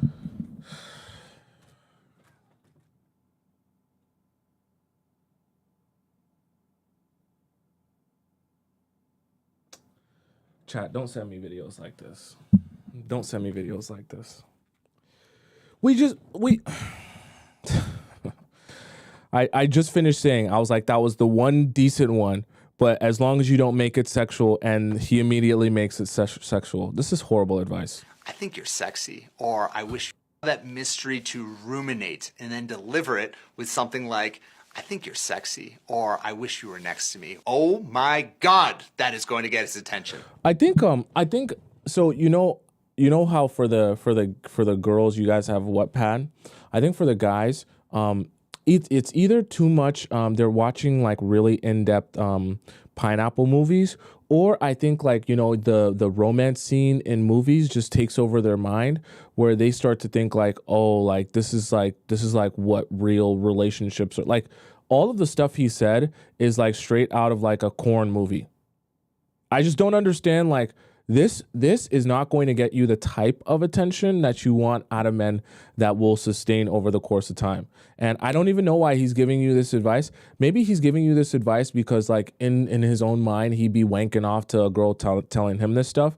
And he's giving you that advice thinking, damn, if a girl told me this, I'd be wanking all night. But like wank advice is not going to help you get to where you need to go. So pretty useless. Thanks though. Is how to get a man to respect you when he's playing games. As a man and as a woman, you're supposed to stand on your morals and be a good person. And I'm going to show you how I always win and how anybody can win. Listen, say for instance you meet a guy and he flaked on you. He ghosted you, whatever it is. You went out your way to give him your time. And now he's disrespecting you and your time. Absolutely not. Chat, over or under, he's from New York or Boston? Absolutely not. Say, for instance, he hits you up a day later, 2 days later. You ignore the motherfucker. Say, for instance, he tries to hit you up again. Hey, what's up? You ignore the motherfucker. Say, for instance, a week later, he comes back and he says, listen, I'm so sorry. I didn't mean to do this. Can I take you out? I'll do anything. Now we're talking. Okay, so what are you going to do? Prove it to me. All right? I don't want to hear the talk. I went out my way to give you my time and you disrespected me. You want to play with me and my time? It's over. Because just as much as you see my value, other guys do too. It's how to get a man. Okay, but don't say any of that. I hope he's it's just a short video, so I hope he just means like he's just talking to you, but like don't say any of that. Don't give a whole speech. My value is this, and I deserve respect, and all the guy. Don't say that stuff. Okay. If a guy comes back and you actually want him to respect you, you let him do his whole spiel, do his whole boombox moment. Oh my God, I'm gonna change this. I'm gonna do this. I'm gonna do that. Right. First of all, let's see if he has any sort of course of action towards how things are gonna change. Because if he doesn't, don't even bother wasting your time. If he comes with this course of action, just say okay, and then you just observe and see if he'll do it. Okay. Don't do a whole speech. Do not do a whole speech. Okay. Don't do a whole speech about your value and how he mistreated you and this. Don't do that. Okay, it's a waste of your time. It's a waste of your breath, and it doesn't help you get to where you need to go. Okay, just you gotta understand silence is so powerful, and allowing people to do what they were gonna do is way more powerful. You get to observe, and you get to see what people are what their actual intentions are. No big long speeches and paragraphs or none of that. What men notice first in females? First is your size, height, and weight. Then number 2 is the face card. Men, a lot of the times, are all about the face card. Some people go for just the body, but at the end of the day, they need to be a little bit attractive. Right? I would actually say, for me at least, maybe I'm different. I would actually say I go face first. I go, because I be analyzing the face structure. So I want to see the symmetry. Then I go to teeth. So I go face first. I go face symmetry. I go teeth. Then maybe I'll check jawline as kind of face symmetry. Then I look at the body. And then number 3, a lot of people said style. So even if they don't have good style, they appreciate you if you do. And number 4, your scent. If you don't have a go-to scent or a signature scent, find one because you need one. Number 5 is your imperfections. That could be like a mole or a dash on your face, whatever it is. Attract your face. And then number 3, a lot of people said style. So even if they don't I go style have 3. good style, I go style 3. Appreciate you if you do. And number 4, your scent. If you don't have a go-to scent or a signature scent, find one because you need one. Number 5 is your imperfection. Scent not as high up on there for me. If we were gonna say teeth is not part of face, then teeth would bump everything down, because teeth is like number 2 for me. But scent, I mean, take it or leave it. If you're out, it's hard to really smell someone's scent. That could be like a mole or a dash on your face, whatever it is. They still notice it and they do love it. So don't cover them up. 6 is your personality. Now, we should all have a good personality, but if guys just want to hook up with you, they really don't give a shit. But if they do and they want to pursue you, they care. I mean, if we're talking about the first things you notice of someone without actually talking to them or meeting them, then obviously you can't notice their personality. But when you meet someone, that personality takes into account everything that you've been seeing of them. So I guess in this order, it would be last. Okay, yeah, smell not that high up on the list for me. I go face symmetry, then face structure / symmetry. Then I go teeth.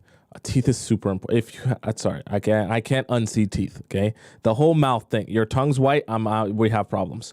Then the rest of the stuff kind of comes after, and it kind of dwindles down in importance after that. All right, let's go to our next one. Hi, I'm Marta. and I'm Stuart. We've been a couple for a long time. Kiss me. I must be dreaming. Kiss me. You would never kiss me in real life, so this must be a dream. Pitch me, wake up. I feel like I'm in a nightmare. We've been together since the beginning of time. I remember meeting her. I was a celestial body and she was stardust, and we molded together into a beautiful cosmic entity. Who sent this to me? It was meant to be. That's what you always tell me. It was meant to be, and it is. Please let me sleep in the bed tonight. I'll do anything. I'll do anything. I love please, him please, so please, much. please, please. No. She has her boundaries, and I respect them. I have to. I love Stuart like I like. Holding hands. I like You have Stuart to so much. create I space almost between your consider fingers. him a boyfriend. Almost. Oh, you said almost. I don't want. Let's move on. Well, here's a little trick for you ladies. With a real man, you never really have to ask. They just do. They will study you, and they just do. It's really that simple. Well, here's a little trick for you ladies. So inspirational. Thank you for the valuable information, sir. All right, let's go on to our next one. If you and your man broke up, right? It's pretty straightforward. And you went to see whether the grass is greener, do yourself a favor and walk the hell away. Don't ever look back. Don't give him another opportunity. Don't entertain his messages. Go no contact for life, because I promise you it's gonna work in your favor. He thinks that he can get better than what he's already got, but he won't. If anything, by not having any contact with you, he will realize that the void cannot be filled. He will understand that no one comes near to you. He hasn't worked on his own traumas and his own issues, so any problems he's got within himself right now will be trauma dumped onto the next woman, and he's going to suffer from the same thing again and again until he learns that he needs to heal himself. Whereas you're going to handle the breakup right now, you're going to work through it, you're going to overcome it, and then he's going to look back and realize. Chat, stop trying to. You guys know I can see your comments right behind my camera. I feel like sometimes you guys be trying to make me laugh while I'm watching a serious video, and it's annoying. Stop it. There's no way he can ever get you again because he lost the one opportunity that he had. He is stupid because he's going to invest all his time and energy into seeing new people when he could have invested that energy into working through things with someone that genuinely loved him. He's not going to realize what genuine love actually is till he gets the opportunity to lose you and never get you again. Anytime he's with someone new, he's going to compare her to you. He's going to always be thinking of you in the back of his head. He's going to think whether she can live up to the standards that you set, and he's just going to be devastated because he knows he lost something so special for the sake of lusting and for the sake of external validation, and it's just going to be peak for him, whereas it's going to be a blessing for you. If you and your man broke up, right, and you went to see whether the grass is greener, do yourself a favor and walk the hell away. Don't ever look back. Don't give him another opportunity. What the hell is going on? I can't pause. Go no contact. Sorry, there was a glitch happening. I couldn't pause it. But I think part of what she said here is true. But also, the going and coming back thing can be so tough because when a guy leaves, especially for what she said, for the grass being greener on the other side, you can also end up making a mistake by even entertaining him coming back into your life, because not all guys that leave should even deserve the opportunity to come back. You have to use discernment and understanding when that ship has sailed and when you actually should be entertaining the possibility of him even coming back into your life. Okay, not every time it's going to be, the right guy for you.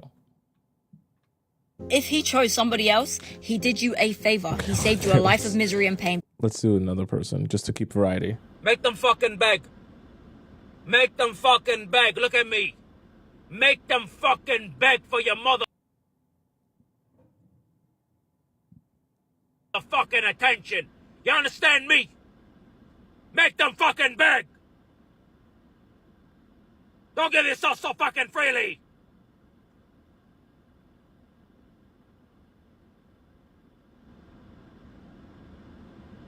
Work on your motherfucking self. Glow the fuck up. You understand what the fuck that means? Glow the fuck up. Get your shit straight. Get your shit right. That's right.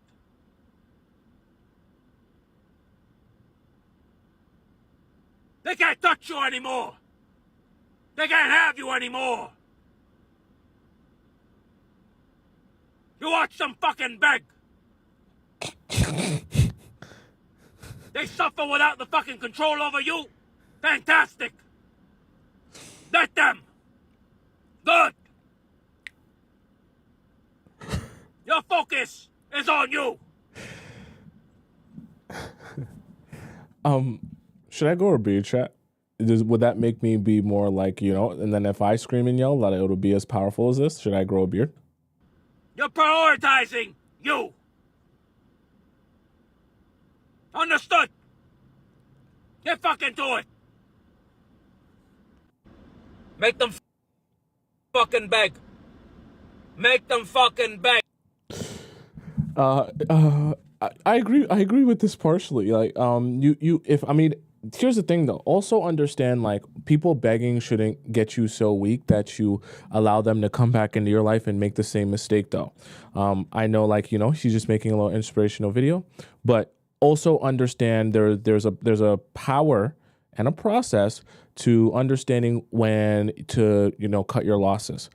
So some people might come back into your life and beg, but that doesn't mean you take them back into your life simply because they're begging or simply because they're desperate to be in your life again. Okay. You also want to make sure that the situation or him being in your life or coming back into your life actually benefits you and will put you in a better position, not the same hamster wheel over and over again.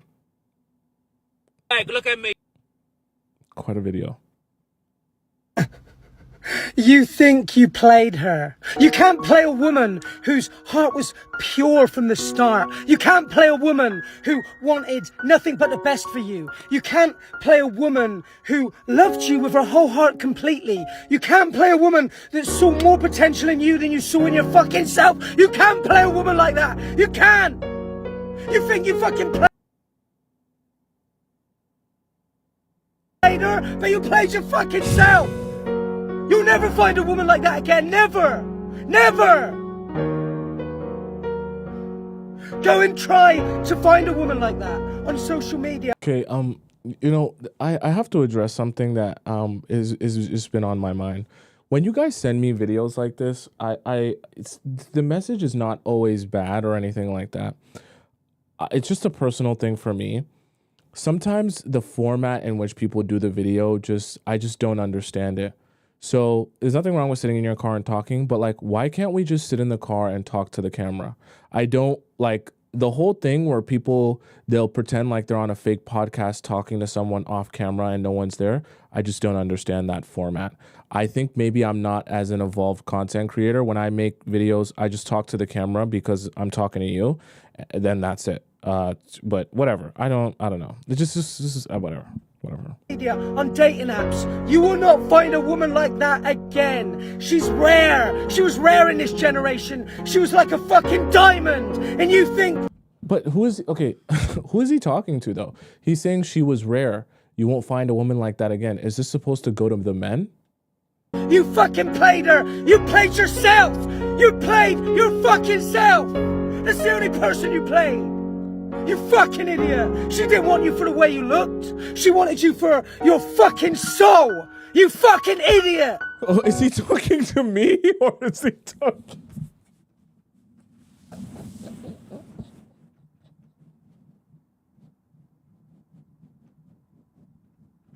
I'm sorry, Chad. I just don't understand. I don't understand. Because he's yelling, but is he saying you played her? Is he talking to me? I'm a guy. So is he talking to me? But I feel like this video is for men. Why is he talking to me? I don't understand. You played your fucking self! Me? It was never her loss. It was always yours. She's a loyal woman, a genuine woman. Is he like, it's okay, wait, is this the POV of, he should have put POV, I'm your bro, telling you how you missed out on an amazing girl. Is that the POV, chat? Is that what this is meant to be? Like, cause, oh, like I'm in the passenger seat, POV, your bro's telling you how you missed out on that girl. I think that's the POV, right? He's talking to me. It was your loss. Oh, my loss. You lost a person that would have been everything you ever fucking dreamed of. My bad, and bro. now you'll spend the rest of your days searching for that woman when you fucking had her and then you thought you played her. You played your motherfucking self! Bro, I just wanted you to drop me off at Walmart, bro. Like I don't like how you be yelling at me, bro. I just want to get dropped off at Walmart. I thought we were going to Walmart. You think you played her. You can't... Let's go to our next one, please. For all my ladies who are married or in relationships, go look at the picture of yourself when y'all first met and go look in a mirror at yourself now. And look at yourself and say, do I look the same? Do I look worse? Or do I look better? Do I look the same? Do I look worse? Or do I look better? Just in case that man decides to act a fool or change his mind and go yonder, tomorrow, today, you got to be on ready. That means if he changes his mind right now, you know what? This is not for me. Okay. You should be market ready. Exactly. You so leveled up that you can walk out the same night and get you another one. Are you on ready? Are you on market ready? Yeah, feel good and look your best. And this is how you know if you're really leveled up, ladies. Can you get better than what you have right now? Hold on, let me say it slower. Can you get better than what you have right now? All across the board. For all my ladies who... Imagine if her and Cher collab. Would go crazy. I don't even know who this is. Ashley Dalton. But yeah, also take notice of that. If your life improves when a guy's not in it, take notice of your life improving and don't invite guys in your life that are going to make your quality of life worse just because you don't want to be lonely.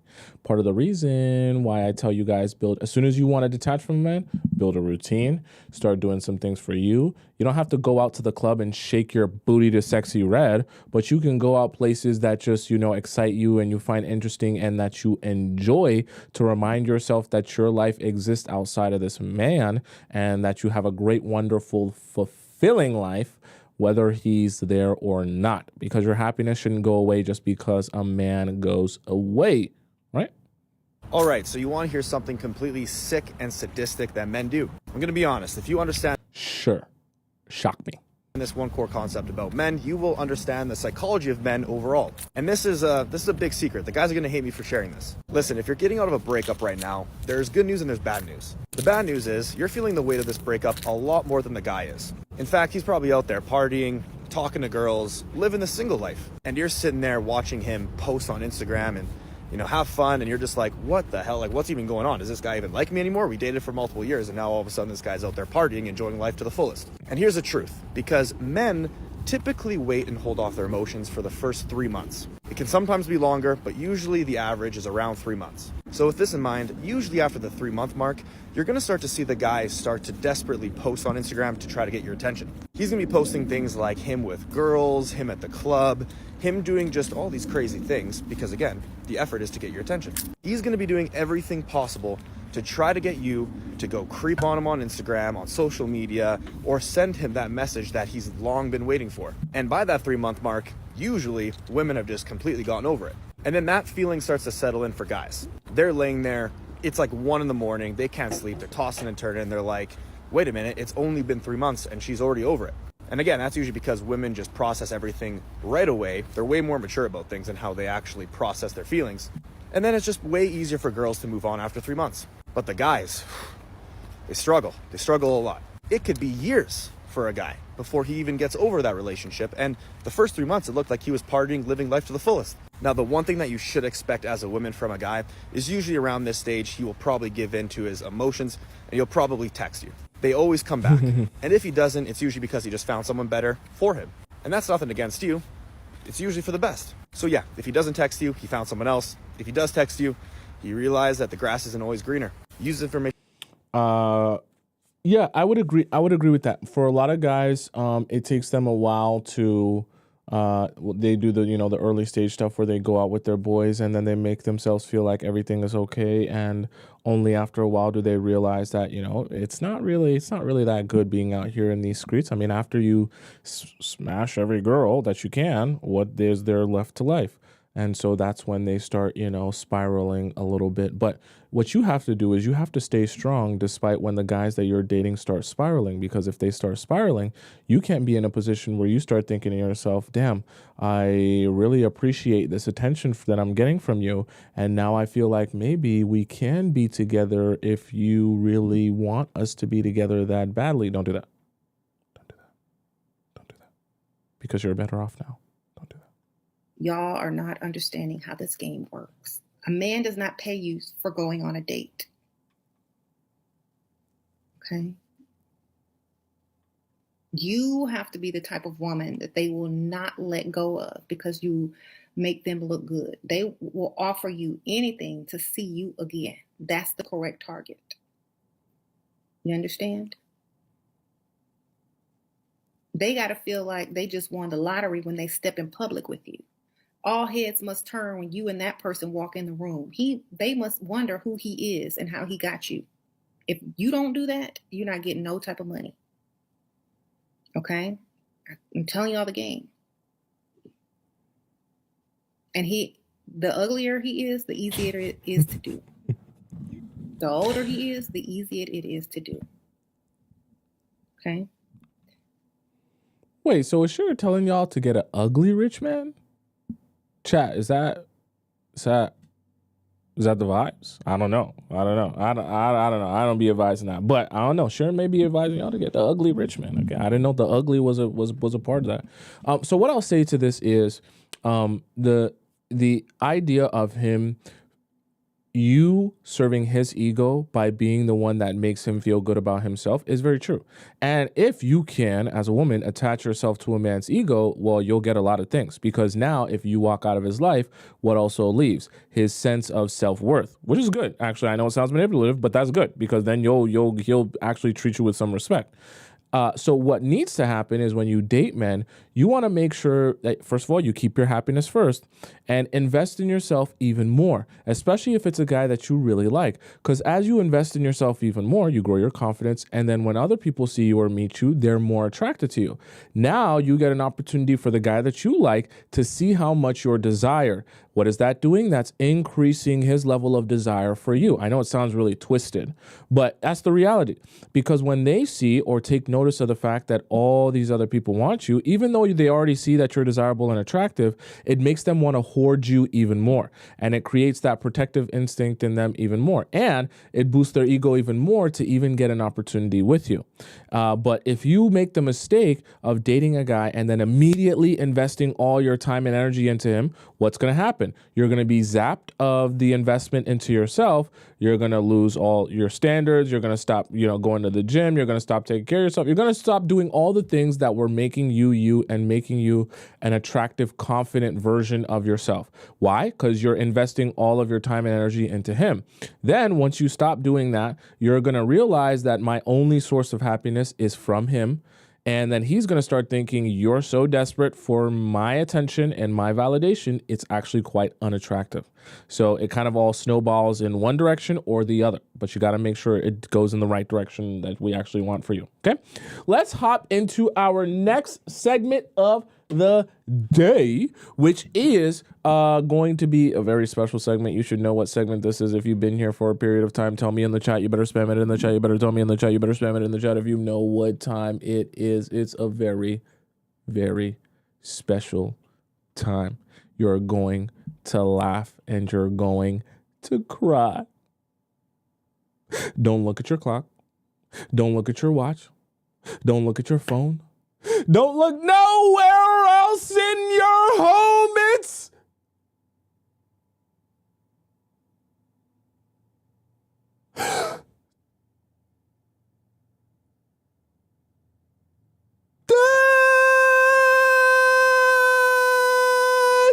Discord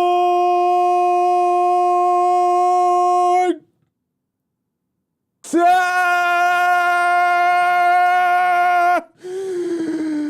Yeah!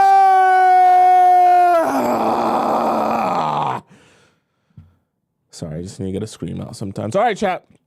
Let's hop into our next segment, our Discord segment, where we're going to talk about something very special. So for those of you who don't know what happens in Discord time is where all the amazing members of the Discord chat community get an opportunity to ask me a question about their relationship or situationship, and I answer it live on the show, okay?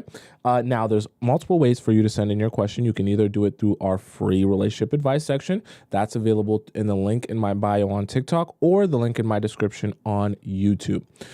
You can also, but you have to be aware, if you submit your question, right, in our Discord here in our free section, it's a first come, first serve basis. And as you can see here, there's lots of highlighted questions that I still need to get to before I can get to yours if you send yours in today.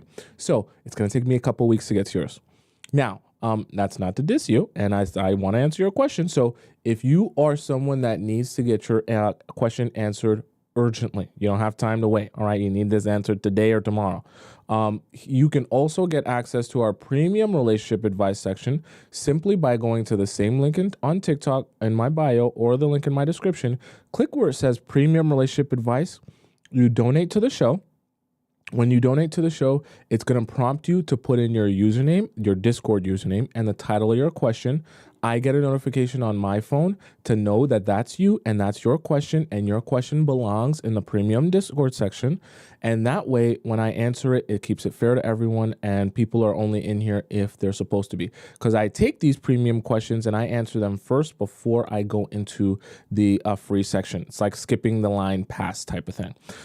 And the other option you have, if you don't want me to talk about your business live on the show, you can also send me a private relationship advice question, which a lot of people have been doing, and I will answer your question via your email. It's like a prompt. It'll give you a prompt. You copy and paste your message, and then I respond to you via a voice message, and I send it back to you through your email, and you can get your answer that way, okay?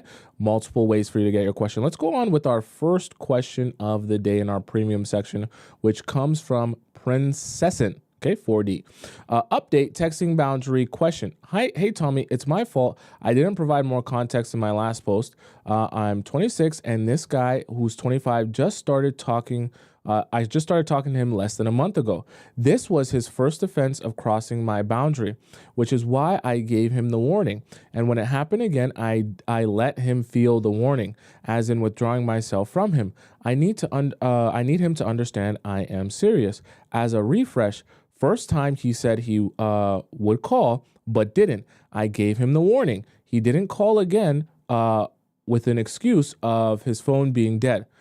I've been ignoring for about a week plus. He's been consistently reaching out since I've been ignoring / withdrawing my energy. Today, he reached out again saying, hey, been thinking about you, beautiful. Text me back. I have plans for you, my queen. Okay. It's clear he's chasing. So in that situation, do you recommend I say something like, if I'm going to consider moving forward, I need to hear your plan to ensure this doesn't happen. No plan, no point. Or what should I say? No. So if he said exactly this is what you respond. What were you thinking? That's all. No. I know that, chat. I know my way of telling you guys and advising you guys to text sounds so simple to the point where you're like, I feel like that's too little, right? But I promise you, when guys approach you, so what's happening here? He's approaching you with an offer. Hey, please text me back. I have an offer for you. You don't need to say anymore. He's telling you, I have an offer for you. I want to see you. I want to spend time with you. All you got to do is say, okay. I know it's scary when you've been someone that's used to being on edge and chasing men, or you've been used to like feeling like you have to do a lot of work to get the men interested in you. But when you start reversing that and realizing the moment you get them to take a step forward, all you do is you stay put, you don't do anything. They continue to take steps forward and you continue to do nothing, and they just continue to take steps forward. And it's perfect. You'll realize how much energy you are wasting by over-explaining, over-chatting, overdoing all this, overcompensating and all this other stuff, when all you had to do was just let him come to you. And when he comes to you, just say, okay, let's see, right? He says he wants to have planned for you and this and that. What were you thinking? He tells you a day. You decide if you're free that day or if you're not free that day. What time? Okay, that works for me. Cool. Where do you want to go? Okay, that works for me. Cool, right? And you just let him continue leading. Or is the recommendation to still get rid of him? I get your points, but curious if the fact that it's his first offense would change anything. Yeah, if it's the first offense, okay, you're at the very beginning of the relationship. So let's see how he responds here. Clearly, like you said, he's chasing. So all you have to say is, okay, yeah, where do you want to go? Or what would you have in mind? You don't have to say anything more than that. Seeing as me and him just started talking and getting to know one another, I don't mind walking away if you suggest, but I thought I'd provide further context. Lastly, I'm curious to get a better understanding of whether we should expect a man to come to us with his own solution or after some time of withdrawing our energy. As he continues to reach out, if we should tell him he needs to provide a solution for us to continue talking. Of course, then letting him come up with a solution, but making it known is required. I still don't want to mother him, but perhaps this setting this expectation for the first offense could help inspire him to be solution-oriented later on in the relationship if issues were to arise. What do you think? Thanks so much for your help. So here's my estimation. Based on the situation that you described to me, I think he has a clue why you started withdrawing from him. And he is trying to at least attempt to make it back up. I guarantee you, if you just say, okay, do nothing, let him lead this and get you on this date like he's been saying, I have plans for you, right? Let him go about those plans. And let's have you go on that date. And let's see if he comes on that date with some sort of, at least conversation about, hey, I shouldn't have done this. I was wrong in ignoring you or going or not sticking to my plans, like you said, right? And I need to go about this a different way. And in the future, I will do blah, blah, blah, blah, blah, blah, blah, blah.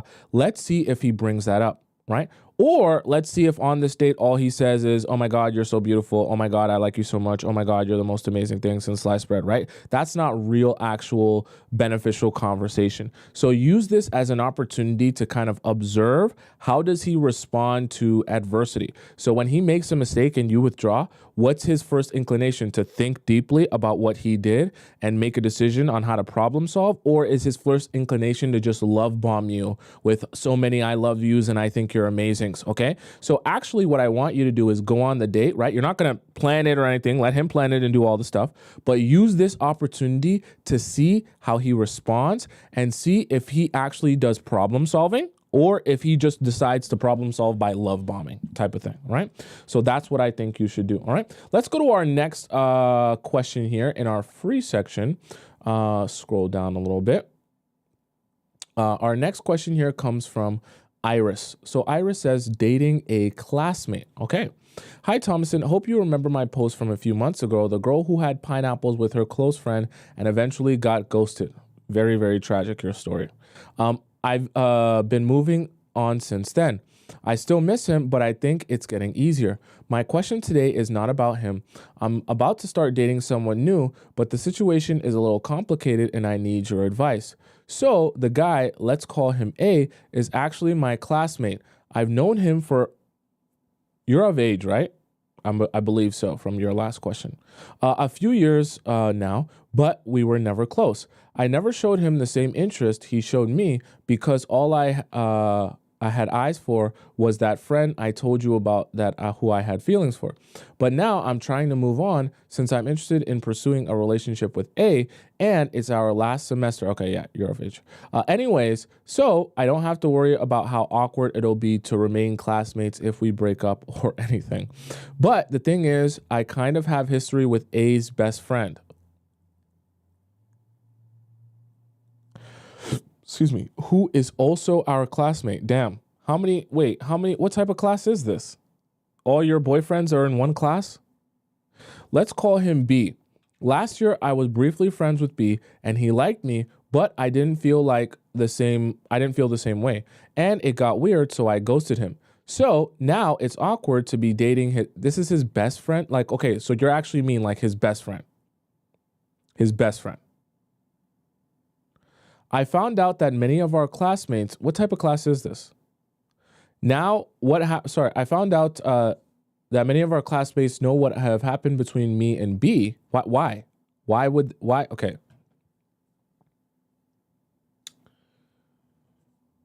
How old are you?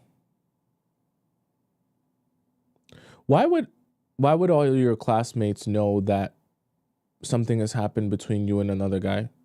Because I'm assuming you're in university. So if you're in university, how would everyone know that something has gone on with you guys? There's like hundreds of people in each class.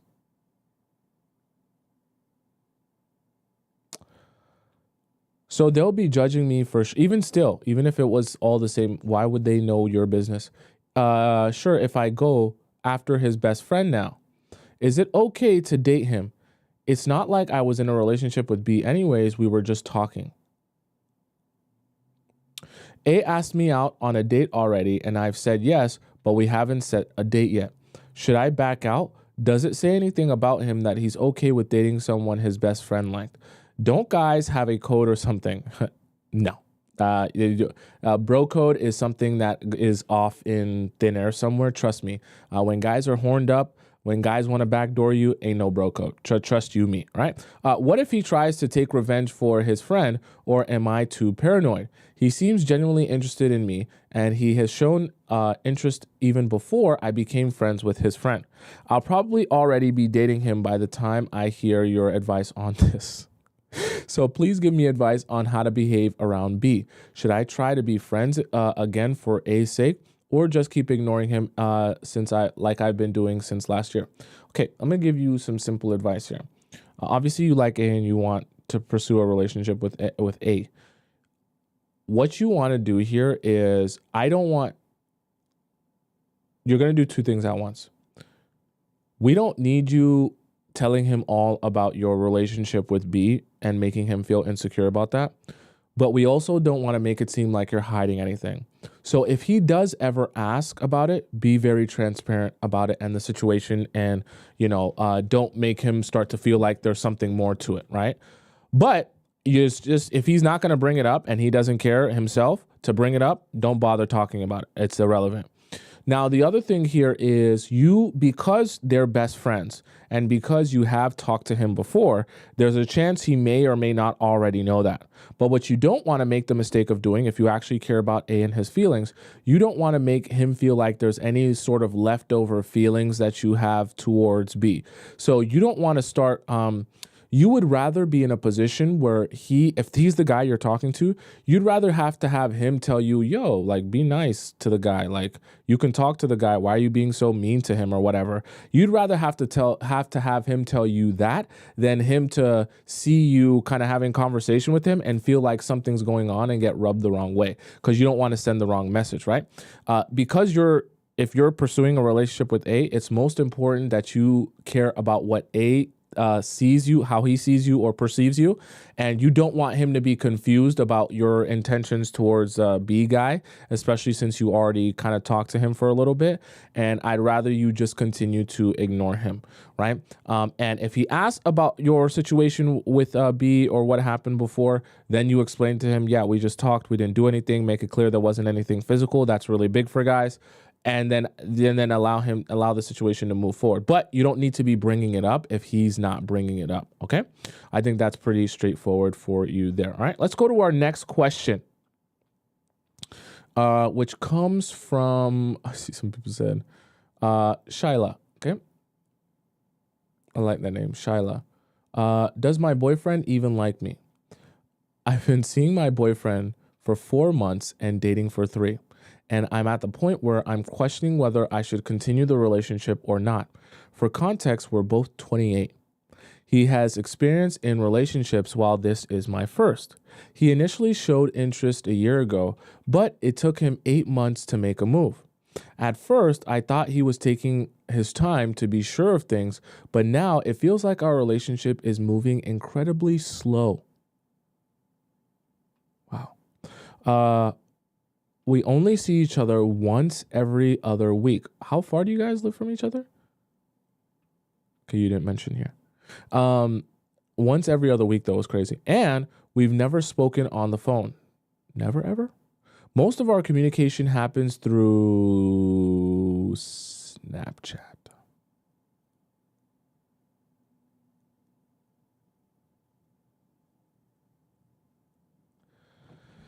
The guy you're in a 1-year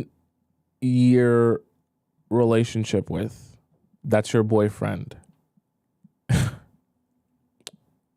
You communicate to him through Snapchat. Let me stand up and take a little break here, cause boy, I just gonna we're gonna take a little second here, chat, cause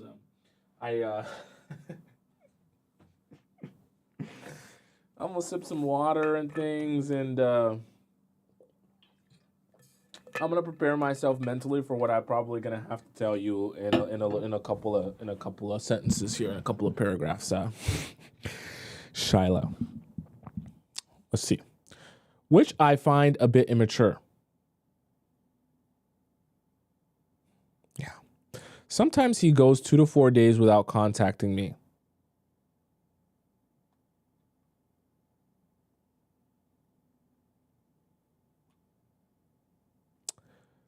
Especially if I'm on holiday, saying he wanted to give me space. I don't appreciate that, but I'll spare you the details of that conversation. I've tried 3 times to hint that I'd like to see him more often, mentioning that I miss him and I don't need fancy dates. I'd be happy doing simple things like shopping, working out, or even just going on a walk together. He listened, but nothing changed. My patience ran out last week when I got really sick. I messaged him to apologize for not responding that day. And while he wished me well, he ignored me for 4 days.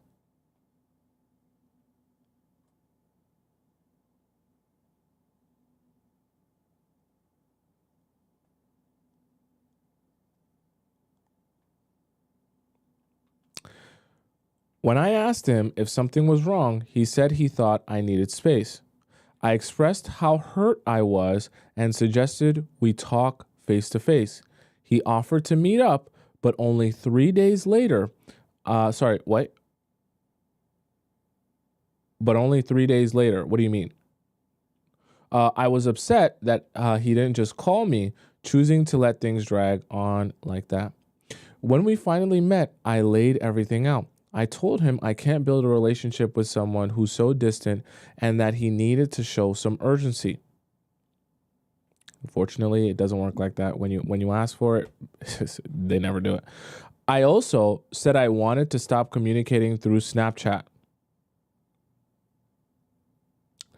and that he needs to stop going more than 24 hours without talking to me. We haven't finished this message chat, but I want all of you to tell me, what do you think is happening right now? If you had to just take a wild guess, just throw something up in the air, right? Tell me, chat, what you think is transpiring right now. So far, what you think is actually going on, and we'll discuss after. I expressed that we should spend more time together, and that if his idea of keeping me happy is taking me out on to expensive restaurants twice a month, that wouldn't work. Remember, this is her boyfriend, chat, so tell me what you guys think is going on. He acknowledged that his exes had similar complaints, but said that it's just the way he is. He did promise to work on communication, but said nothing about spending more time together. For the past week, he stopped sending Snapchats and has spoken to me daily, but the conversations have been lackluster. He just reports what he's doing without real engagement. I asked to hang out on Sunday, and while he initially agreed, he canceled the day before because he forgot it was his nephew's birthday and didn't reschedule. When I was offered to keep him company on the way back from the birthday by talking on the phone, he claimed, "You offered this. You offered." He claimed to be too busy and didn't suggest calling later. Once again, chat, tell me what you think is happening. Tell me what you think is secretly happening. I really wanted this relationship to work, and I recognize that I have my own anxieties, which I've been working on, but I feel like concerns are legitimate. Very. I'm not sure if I should give it more time or if it's already doomed. I'm good. You're going to be in for such a rude awakening when we finish this message. It seems like his insistence on giving me space reflects what he really wants. I've decided to pull back this week and take it easy, but I'm struggling to see the point of continuing. Me too. Wanting to see my partner once a week doesn't feel like, so it's not even once a week. Girl, you were saying it was once every other week. Doesn't feel like too much to ask, right? That's how you guys are seeing each other once every 2 weeks. I don't expect him to be in love with me yet, but by now he should at least care and show it, right?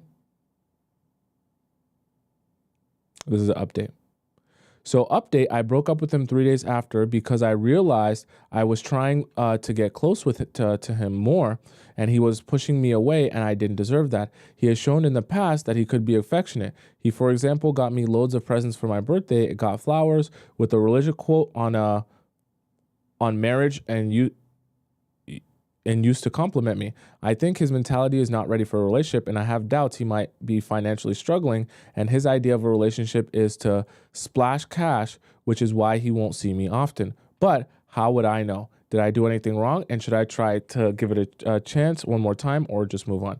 Shyla, I'm going to give you a dose of reality here, okay? There are a couple of things that are most likely happening here simply because of the circumstances that are going on. Obviously, you broke up with him, but I know you probably want some clarity.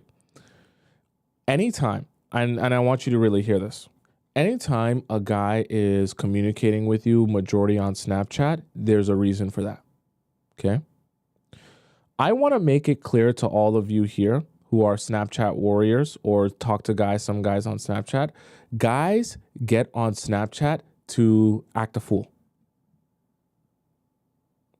They get on Snapchat to be sneaky, and they get on Snapchat to act a fool, okay? At least the older ones. Grown, mature men who are still communicating with you, right, mostly on Snapchat, are getting on there to be sneaky. Whether it be to be sneaky with you or to be sneaky without you, with someone else. And that's just the reality of life that I want you all to come to and understand, okay? You understand the preface of Snapchat is that you won't be able to get caught or get screenshotted on what you're saying or what you're doing. So it's by far the most loved app by the men who are trying to be sneaky. If a man is trying to talk to you majority on Snapchat, and he's grown, there's usually something going on there. Okay? And like you mentioned here, This guy you guys are both 28. Okay? I'm telling you this as a guy. Guys don't use Snapchat for fun if they're grown. They're using it for you could call it fun, but they're using it for a specific reason. They're specifically on Snapchat for a specific reason. So I'm saying that's what single guys do. So the fact that your boyfriend, the guy that you would go out and tell other people, this is my boyfriend, you're communicating with your boyfriend majority of the time on Snapchat is a red flag that I've never actually seen in the Players Club before. I've never actually seen a red flag that red in the Players Club before, where a man that you call your boyfriend is communicating to you majority on Snapchat. That is very, very bad.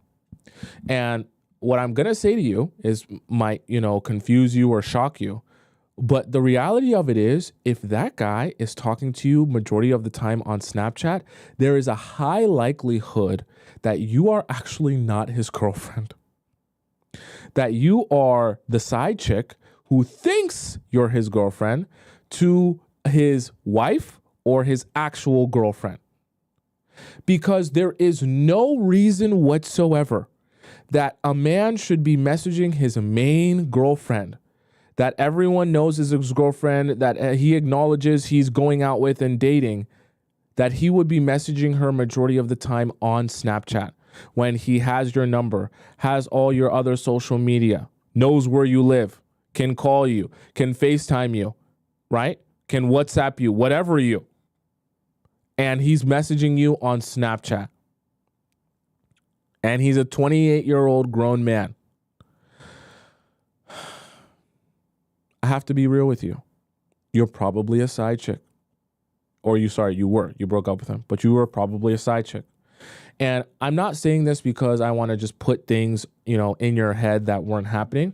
I'm just saying this based on breaking down some of the logic. And see, here's the thing. When people act in a way that seems illogical to you, right? Seems like it doesn't make sense to you. Sometimes it's because you're lacking information that if you had that information, the logic would make sense. So let's put that into perspective here. If a guy is dating you and he's messaging you on Snapchat majority of the time, that doesn't really make a lot of sense. There's no logic there. If a guy is dating you and he's only seeing you once every 2 weeks, and you have to really beg him to even take you out on a date, and he doesn't seem interested in talking to you, that logically doesn't really make sense. I mean, you're his girlfriend. But what would make all of that make logical sense is if you were the actual side chick and he had a whole nother girlfriend, then him messaging you on Snapchat all the time would actually make a lot of logical sense. Him being very aloof with sometimes he doesn't have time for you a lot of the times and he doesn't want to talk to you for long extended periods would make a lot of sense, because when he's spending his time with his actual girlfriend, he doesn't want to get caught by you messaging him or messaging you on a consistent basis. It also would make the situation where he went home after, you said that he went home after his nephew's birthday party, and you offered to call him, but he didn't even want to speak to you on the phone because he was too busy, but he's just in the car driving. How can he be too busy when in the car driving?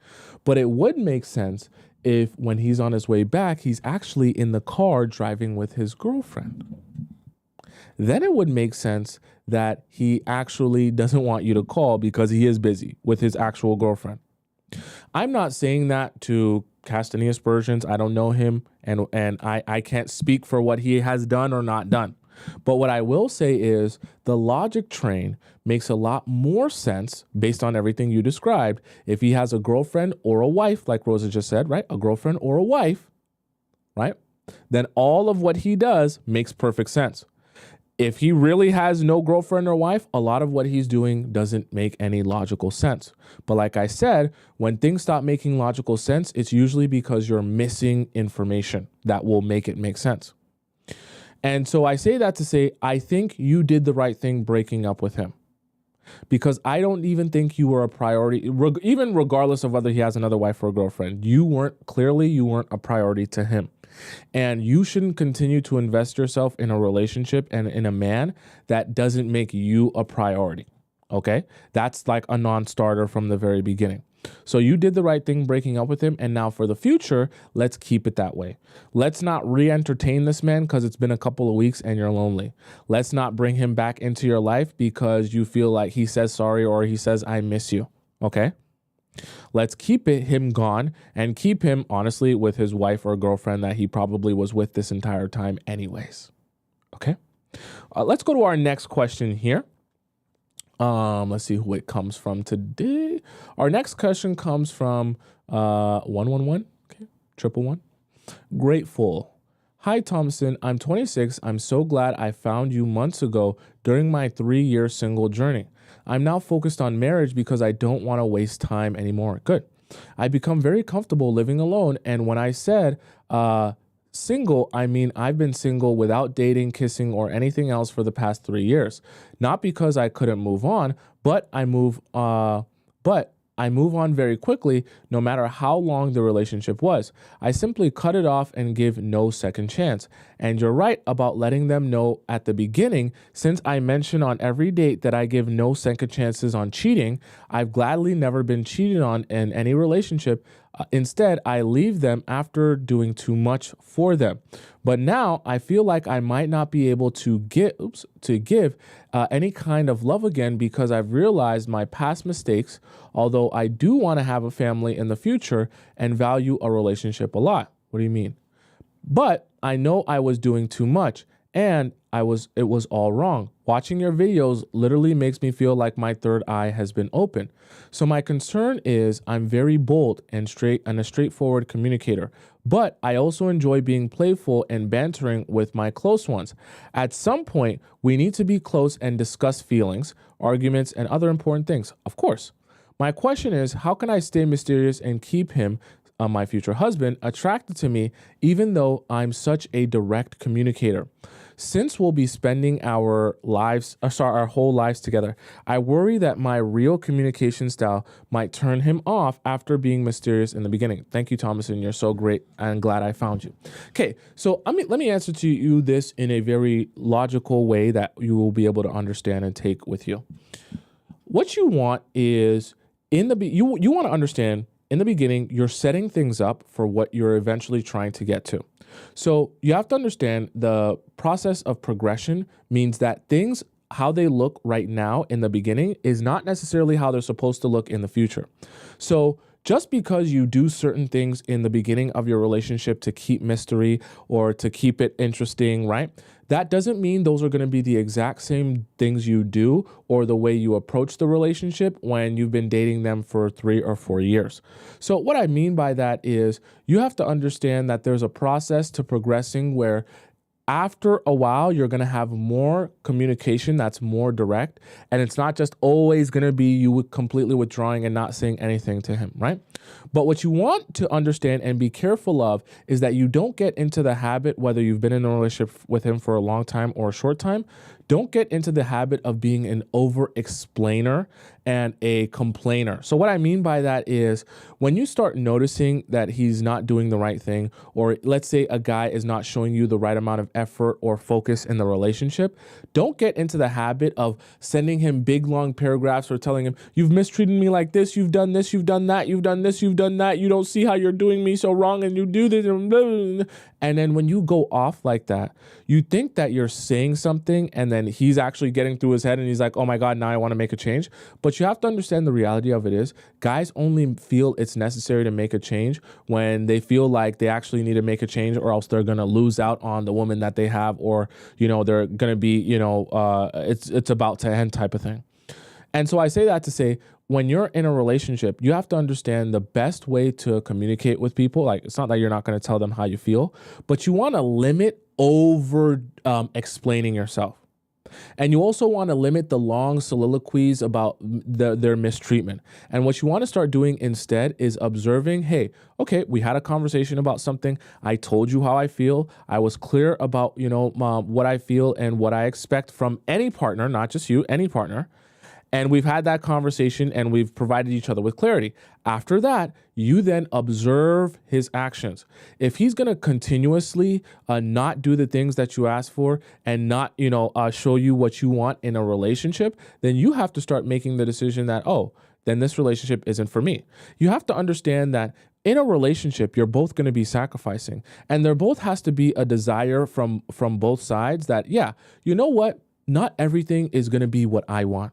And not everything's going to be what you want. Sometimes there are going to be some things that you dislike or need me to adjust on that I might not necessarily even feel like I need to adjust on. But because I love you, care about you, and want this relationship to succeed, I try and make an adjustment. There has to be a willingness on both parts. So when you guys have conversations and you communicate, I'm talking about when your relationship's really serious now, there should be a desire for him to make an adjustment. He should have that. And he should want to make you happy. Meaning when he sees that you're unhappy with how things are going or that you've withdrawn from him, he should have a desire to make a change or come to a compromise or come to an understanding. If he doesn't, then you're in a relationship with the wrong man. Because you can't build a relationship off of begging a guy to feel sorry and want to make a change. You can't build it like that. You'll end up stressing yourself out trying to get him to see how he's done you wrong. And instead, what you need to be in and what the relationship you need to be looking for is a man who actually has intention of building with you and wants to have a healthy relationship with you. And because you guys have a shared goal, he then in turn makes sacrifices and has the desire to make adjustments for you so that your relationship is better. Then all you have to do is communicate once how you feel, or tell him or help him understand what you're looking for or what you want. And once you do that one time, he makes an adjustment because he wants you to be happy, right? And he wants to see you happy. And it becomes very easy like that. So what you're looking for here is the dynamic that allows you to be in a situation where because he wants to be in a relationship with you and build with you and you guys have a shared goal, then through that avenue, you're able to communicate, but communicate one time or communicate efficiently where you're not over explaining and begging and pleading for him to do the same thing and going on a hamster wheel. Okay? Does that make sense? All right, chat. That's the show for today. For those of you who have a question for me and you want me to answer it very, very quickly ASAP, you can donate to our Discord premium or you can donate to the show as well for a private relationship question as well. You can do that through the link in my bio on TikTok or the link in my description on YouTube. For those of you, let me answer this super chat here. Jasmine donates $5 in the YouTube chat. She says, "Love you, bad. You have helped me immensely. Sorry. This all I got rent due tomorrow. It's okay. It's okay. Thank you for the $5 so much, Jasmine. All right. For those of you guys who are wanting to follow me on Instagram, my Instagram is right above my head on the top left corner of the screen. It's just Tomisin_Tub, and it's in the link in my description for those of you who are on YouTube. For those of you who want to follow me on, not follow me, I said follow me already. For those of you who want to rewatch the show, for those of you who are on YouTube, you want to rewatch the show in all its entirety because you missed some parts or you came late. It's available on my YouTube channel. It's just Tomisin and Atobatele right on the top corner of the screen, top right corner of the screen. Go on my YouTube page, go into the live section. You'll see this live show along with all the other live shows since the beginning of time, and you'll have the YouTube and TikTok live chat embedded in the video there for you to watch. All right. For those of you who want to access the show exactly when I come on live and know when I come on live, I'm live every day, 4 p.m. Eastern Standard Time, Monday to Friday. So you're going to catch me live tomorrow on Friday at exactly 4 p.m. Eastern Standard Time. All right, chat. I will see you tomorrow then. Until then, arrivederci, adios, bon voyage. Oh, no, arrivederci, adios, hasta la vista, sayonara, ciao, salam. What else? I'm missing some. I got to add more. Bien, right? Bien, shalom. I said that one. Okay. Bye. Paka. Is that a good? That's another one. All right. Bon voyage. Au revoir. Right. Bon voyage. And I'll see you tomorrow at 4 p.m. Eastern Time. Okay, until then, goodbye for now. It won't be long.